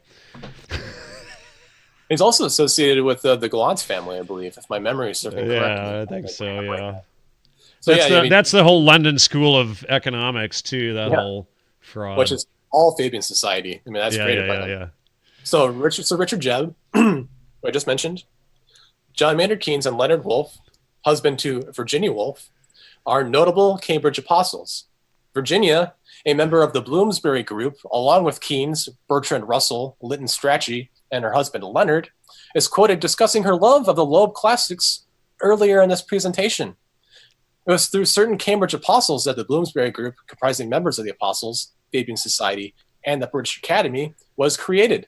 The Bloomsbury Group, deeply influenced literature, aesthetics, criticism, and economics, as well as modern attitudes towards feminism, pacifism, and sexuality. Oh, that doesn't sound like MK Ultra. No, not at all. And these aren't agents, definitely. Oh, wait, they are. So the Cambridge spy ring. And they didn't have anything to do with MI6, right? You're gonna tell me that this has nothing to do with MI6 and CIA, right? Yeah, or KGB, nothing at all. Oh, wait, it does. So, so the Cambridge spy ring. Damn it. Okay, wait. I don't see. Wait. Oh shit. There's MI6. Never mind. All right. We have MI5, MI6, KGB. So the apostles came to public attention again following exposures of the Cambridge spy ring in 1951. 3 Cambridge graduates with access to top levels of government in Britain, one of them a former apostle, were eventually found to have passed information to the KGB. The 3 known agents were Apostle Guy Burgess, an MI6 officer and secretary to the Deputy Foreign Minister, Donald McLuhan, Foreign Office Secretary, and Kim Philby, MI6 officer and journalist. That's not a conflict right there. Huh. Wait. Because Wasson was CIA and he studied journalism at Columbia. It's also a PR spinster as well, wasn't he? Well, I mean, he was just like the vice president of J.P. Morgan Bank in charge of propaganda, and he just worked with Edward Bernays for like at least a decade, but it's probably just a coincidence, The Edward Bernays related to Jacob Bernays, who wrote Joseph Scaliger's biography. Yeah, but that's just, a coincidence too. And then, it's like, I don't know. I don't want to use such a grotesque analogy. It's like taking, decades of CIA stuff and just ripping the top of it off for the whole world to see and crapping on it, Well, let's rip it off a little bit more here. Yeah, let's just tear that scab all the way off, whatever we want to call it. Maybe that's a little more polite, scab. So it is, that's, I guess, a gaping wound. So in 1963, American writer Michael Straight, also an apostle and later publisher of the New Republic magazine, admitted to a covert relationship with the Soviets, and he named Anthony Blunt, MI5 officer, director of the Courtauld Institute, and art advisor to the Queen, as his recruiter and a Soviet spy. Whoa! So the Courtauld Institute, where does that come from? So the Courtauld name might ring a bell from earlier. The Courtauld and Warburg Institutes are related. Upon moving from Hamburg to England, it was the Courtaulds who aided their change in location. Together, they published the Journal of Warburg and Courtauld Institutes. They're tied together. So all their scholarly works on art and history, they published them. So going back to the Cambridge Apostle spy ring. Confronted with Straight's confession, Blunt acknowledged his own treason and revealed that he had also drawn into espionage his fellow apostle, Leonard Leo Long. Straight also told investigators that the apostle John Peter Asbury had been recruited for Soviet intelligence by either Blunt or Burgess. Leo Long confessed to delivering classified information to the Soviets from 1940 until 1952. Interesting that there's the Queen is so tightly connected to KGB. So, writer several other apostles of being witting Soviet agents. Roland Perry, in his book The Fifth Man, makes a circumstantial case against Victor Rothschild, 3rd Baron Rothschild, who is a friend to both Burgess and Blunt. The espionage historian John Costello in The Mask of Treachery points a finger at the mathematician Alistair Watson. Kimberly Cornish, in his controversial The Jew of Linz, makes the rather extravagant claim that Ludwig Wittgenstein was the Eminence Grise of the Cambridge spies. Excuse me if I butchered that phrase. In the 1930s, when Guy Burgess and Anthony Blunt were elected, the membership was mainly Marxist. So the membership of the Cambridge Apostles in the 1930s was mainly Marxist. Documents from the Soviet archives included in the book The Crown Jewels by Nigel West and Oleg Tsarov. I believe I quoted from Nigel West, The Crown Jewels, when I was finding connections between KGB and Thomas Harrison, was it? Huh. And wasn't there this little thing where like Sakun Loeb, Marxism, Soviet Union, Tartary, massacre of 70 million Russians. Never mind. Go on. So he indicates that it was Burgess who seduced and led Blunt into the Soviet underground. As the Queen's art advisor, Blunt was knighted in 1956, but was stripped of his knighthood in 1979 after Prime Minister Margaret Thatcher publicly named him as a spy, his confession having been kept secret before then. So that's the Cambridge Apostle spy ring. So let's go back up again to Walter Leaf, president of the Hellenic Society. He was married to Charlotte Simmons, whose father was John Addington Simmons, and he's pretty important to the study as well. So John Addington Simmons was father-in-law to Walter Leaf, president of the Hellenic Societies. So John Simmons was an English poet and literary critic, a cultural historian. He was known for his work on the Renaissance, around the time when Scaliger was alive, and Michelangelo, as well as numerous biographies of writers and artists. Although he married and had a family, he was an early advocate of male love, or homosexuality, which he believed could include pederastic as well as egalitarian relationships. He sounds like Peter Lamborn Wilson, a long time ago. Yeah, he's right up there with him. Referring to it as l'amour de l'impossible. I wonder if that's who raised Peter Lamborn Wilson. Hakim Bey. That's where Peter got his boy love early on. Might have been an influence to him, and as we'll see a little bit further on, he wrote a book about this. So he also wrote much poetry inspired by his homosexual affairs. And again, he's referring to the pederastic love as the love of the impossible. Need to really focus on that. The guy is a sicko. Huh. Well, and then we see the promotion of all the pederasty and whatnot in the media these days. Never mind. I mean, nothing to see here, folks. Skip along. So homosexuality and homosexual writings of Simmons. In 1873, Simmons wrote A Problem in Greek Ethics, a work of what would later be called gay history. He was inspired by the poetry of Walt Whitman, with whom he corresponded. The work, quote, perhaps the most exhaustive eulogy of Greek love, end quote, remained unpublished for a decade, and then was printed at first only in a limited edition for a private distribution. I love that quote didn't actually. So, dude, I got a Walt Whitman Rostow tied to the OSS. So Walt Whitman, as in the middle name Whitman. Yeah. So like a son or nephew or something of a Or just a fun way of somebody who was a supposed fan of his poetry might have just named them. They're like, oh, let's name him Walter. Well, let's just make him Walter Whitman. Yeah, cool. but that would be a child. So why would they be into homosexual poetry? Yeah, especially reading some of his poems. I remember when I was an English major in college, and I can't remember the specific poem, but it was considered risque for his observations of boys swimming in a lake. I can't remember the name of the poem off the top of my head, though. That was a long time ago. I should look that up. So, although the Oxford English Dictionary credits the medical writer C.G. Chaddock for introducing homosexual into the English language in 1892, Simmons had already used the word in A Problem in Greek Ethics. Aware of the taboo nature of his subject matter, Simmons referred obliquely to pederasty as, quote, the unmentionable custom, end quote, in a letter to a prospective reader of the book, but defined, quote, Greek love in the essay itself as a passionate and enthusiastic attachment subsisting between man and youth. So wait a second. I got to get something straight here. So the pedophiles and homosexuals use manufactured ancient Greek history to substantiate their claims. Oh. Yeah. But I mean, so because you always hear that, well, we should have, pedophilia because the Greeks had it. I mean, that's what you hear them argue all the time, right? I mean, if the Greeks did it must be good, it's like that's one of their biggest arguments.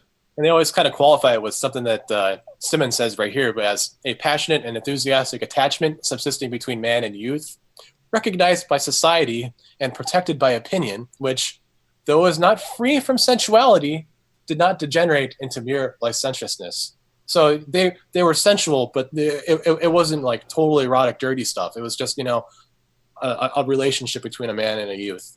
Oh, yeah. So, because, but it wasn't right, because, the parents and normal people who would have the child's best interests in mind to bring them up righteously, that's not important. We need, pedophiles to do that, and get some boy love going on. Yeah, some of that's a weird kind of mentorship protege kind of a situation going on there. Right. So Simmons studied. I'm sorry? You know what? It reminded me of I'll let Robert cover that one. I'm not going to give out all of Robert's stuff. No, you should let him have some fun with it. Yeah. So Simmons studied classics under Benjamin Jowett. Oh boy, at Balliol College, Oxford, and later worked with Jowett on an English translation of Plato's Symposium.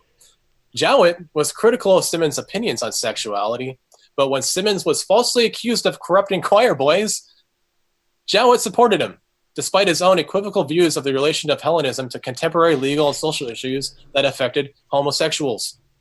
So Benjamin Jowett, when I heard that name, it was like lightning in my head. Where did that name come from? Well, another famous student of Benjamin Jowett's is none other than Alfred Milner, first Viscount Milner, the principal author of the Balfour Declaration, a public statement issued by the British government during World War I, announcing support for the establishment of a national home for the Jewish people in Palestine, then an Ottoman region with a minority Jewish population.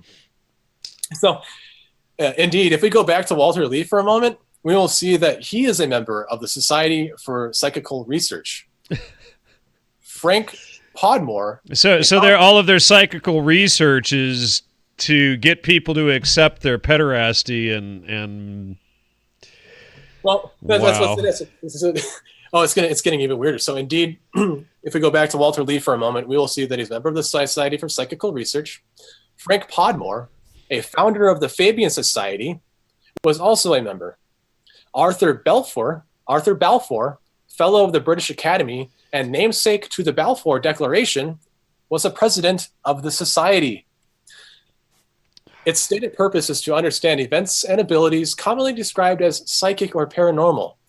It describes itself as the, quote, first society to conduct organized scholarly research into human experiences that challenge contemporary scientific models.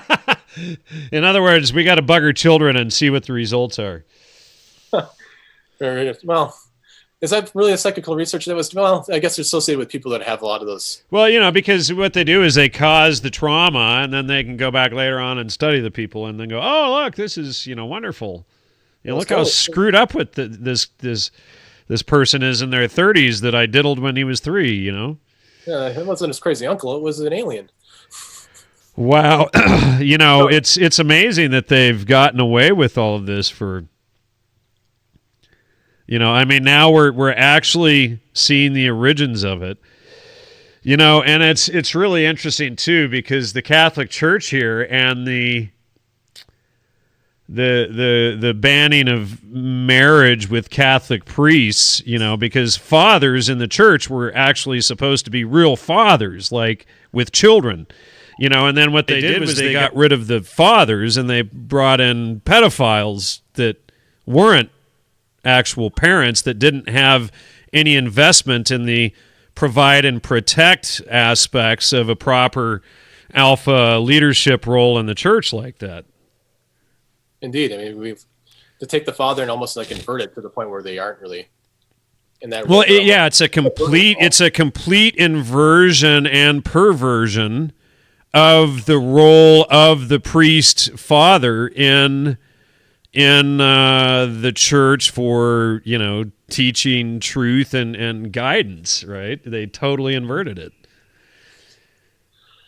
Oh man, yeah, and it's like we should probably, if anyone wants to see the inversion, go back to Scaliger Part 3 because you're going to see more of it. I mean, just the amount that we've exposed there was insane, and just we're coming right back to it again. And we're looking at Frank Podmore, the founder of the Fabian Society, working with Walter Leaf as president of the Society of Psychical Research, creating a book entitled "Phantasms of the Living" concerning telepathy and apparitions, co-authored by Gurney and Myers, as well as Frank Podmore. So this is like the foundation text for that society. It's let's see here.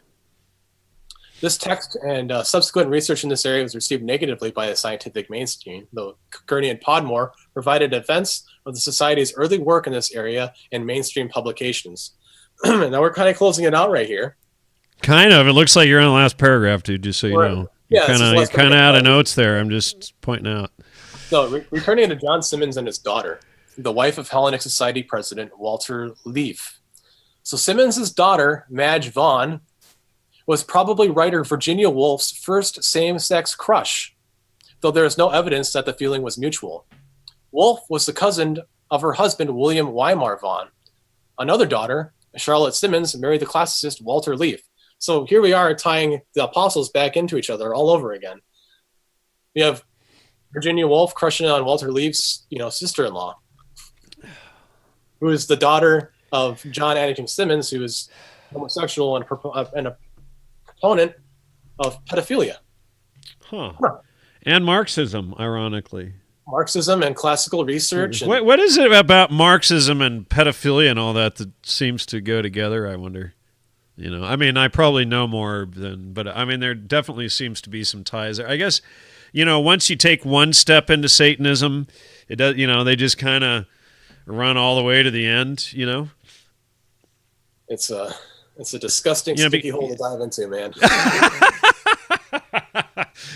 Because, Marxism is the denial of the laws of nature and logos to, give government the most power rather than the family. So now we can see this whole thing as the attack on the family, and you can take it from the horde all the way to the extended family, to the nuclear family, and now to the, the single mother living on welfare, right?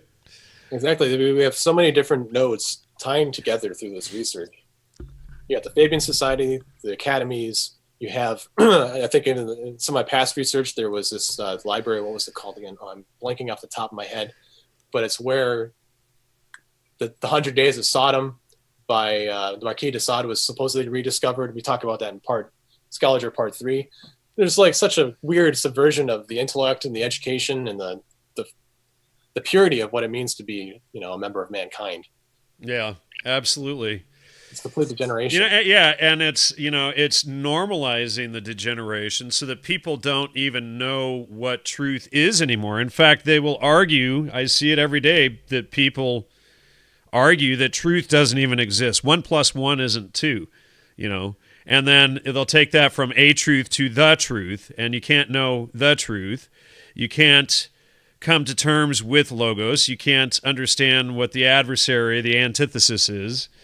You can't, you can't know these things they want us to all believe. So they've created this ultimate slave system based on, sex, drugs, rock and roll, pedophilia, and the whole shebang. But I feel like, we're finally getting down to the core of what makes these societies and organizations tick that we've been exposing since, at least 2012 now, pretty heavily. So I think now we're finally at the kernel of it, so that, the people who have ventured this far through the 900 hours of shows or whatever, starting when I thought psychedelics were great to today, and seeing this whole progression that they sold to destroy, wipe out, dumb down society and sell this whole agenda. Now we can see it all the way back from Scaliger to the present, right up to, today's DCI of the CIA. It's a complete inversion. Well, now we've inverted their inversions. So now I guess maybe the CIA is inept and, no longer competent. I mean, now the great secret has been exposed. Well, there's still at least one more episode to the series, so I don't want to give it all away, but. Yeah, it would not necessarily expose. Whenever I think that I'm coming to the conclusion, or arriving to the conclusion, I find like 600 more leads. Each of these presentations probably about 15 to 25 pages each. So I probably cut about 200 to 300 pages of notes out of these. We have to thank the request for someone in the public to research Coconut Moon. Because without that request, we wouldn't have been, we wouldn't have had Jacob's help to, peel the last layers of the onion apart here and expose, the rest of it for all of mankind to see this freaking ridiculous fraud, and it's good to see these Loeb classics debunked that so many clowns go around citing, etc., is the next great thing. I mean, people just cite this stuff without even considering the veracity. So, or even like reading the introduction and seeing what the sources are coming from. It's right there in the introduction. They're telling you what it is. You just got to read it. Yeah. And then you realize, oh, if this isn't a primary source, this is a secondary source that I'm reading from. And yeah, it's amazing the incompetence that passes off as like learned scholarship these days. I mean, I see it rampant within professorships as well, throughout academia, and using the Trivium, you can tackle just about any field of study and get down underneath it and expose it as a fraud in no time. You discover these cells and all of these so-called doctors, et cetera, professors citing each other, and you get down into the primaries and nothing ever checks out. It's the same thing. So, I've shown it with ethnobotany, with spies in academic clothing. You're showing it again, how people can go in and, you didn't just debunk like, history right there. I mean, how many professors and scholars and academics have been proven incompetent or complicit in this cover-up just in this one series? Well, it seems like people almost want to join the narrative and they want to continue it on because they feel there's so much that they can tie on and associate to. With the foundations of Western civilization, we can't really know where it comes from before the 14 or 1300s. And so you have to use the Trivium to examine those texts and see where those sources are coming from and who's controlling them. It's not just it's a who, what, where, when, why, and how. You have to go through every single one of them as we dive down. It's kind of like you take a drill. You look at a drill and how it operates when you drill into a piece of wood. Well, yeah. Well, that's the symbol of the Trivium is that too. You got the whole piece of wood right there. You put your drill on top, and as you dig down into the source, the drill is pulling up information to you. So there's a double motion that's going there, and you're just going down and you're pulling that information out. You go down, you pull the information out, you go down, and it's just back and forth. You have to keep doing it. I'm actually showing an image on screen, or a couple of them here, so to try and help illustrate the point. Someone made these images for me years ago to try to describe this, and and how it works. But it's here we go. Here's a better one. It's like when you're using the Trivium, and what I really like about this show is there's many ways of utilizing it. You can go back and you can study history and check sources and either verify or cancel them out. But not only that, but you can take research of modern medicine that's going on right now, and you can either verify it or show it as false. And you have a lot of guests on the show that have done that as well. And it's important because we need to know the things that are working as well. Not just things that aren't working. We need to know what works and take that stuff and apply it. Well, the same banking families created the modern medical industry as well, you know. And it needs to be examined closely and exposed. So, or verified. You know, and then we see Marshall McLuhan taking and inverting the Trivium with his, with his nonsense. And, you see other groups out there constantly, trying to cherry pick the history of the Trivium and what it is, trying to say, oh, well, it's going to lead to, it leads to like a properly structured society and rational thinking and such. That's bad, So, I mean, I still think it's bad, but yeah, well, I'm not sure how it's bad either. Or there's a kink at the end of it that makes you believe in, that logos is true and that, Darwin and Huxley weren't correct. Even though we exposed Darwin and Huxley 5-6 years ago. So repeatedly, and yet people still want to tout that crap.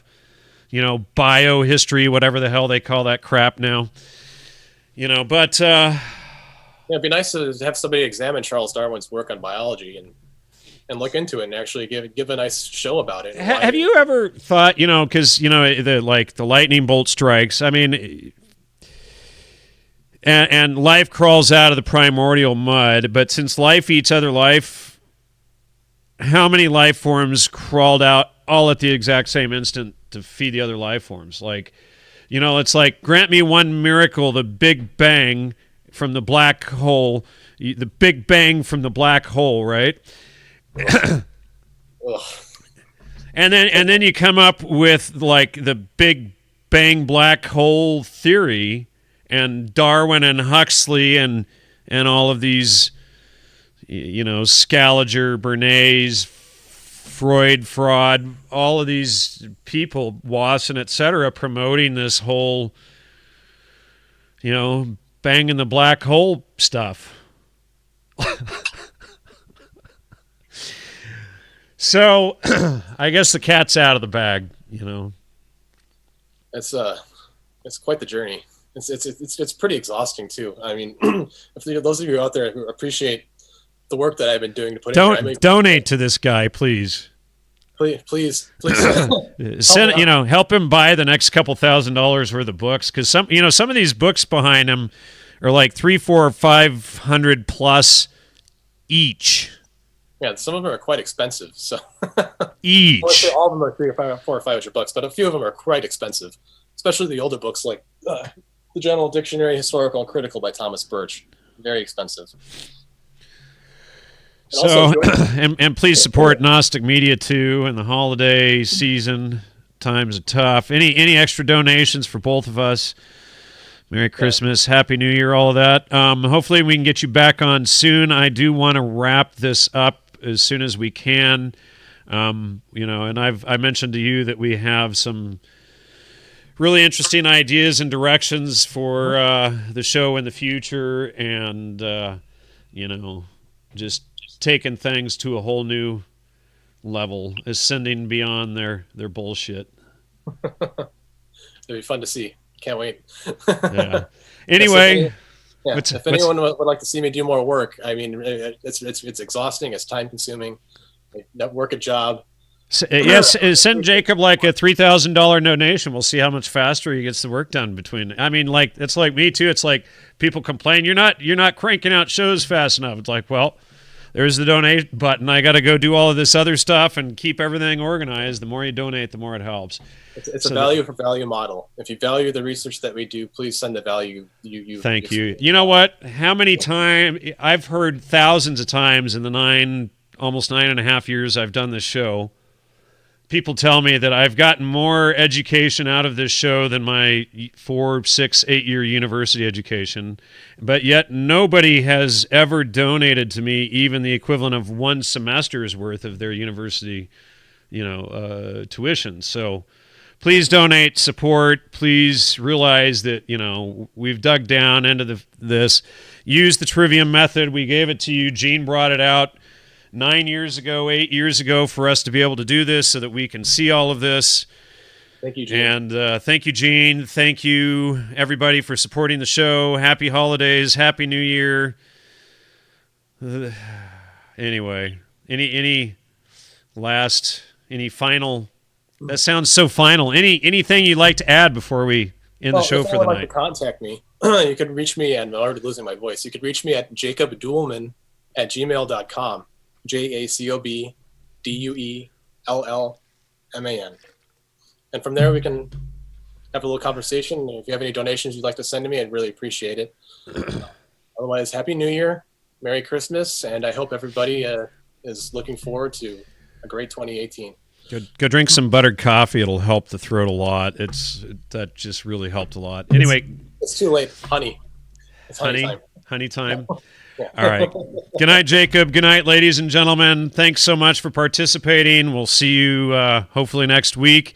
If we don't have any cars taking out the power line outside and massive flues and stuff. So hopefully see you next week. Take care.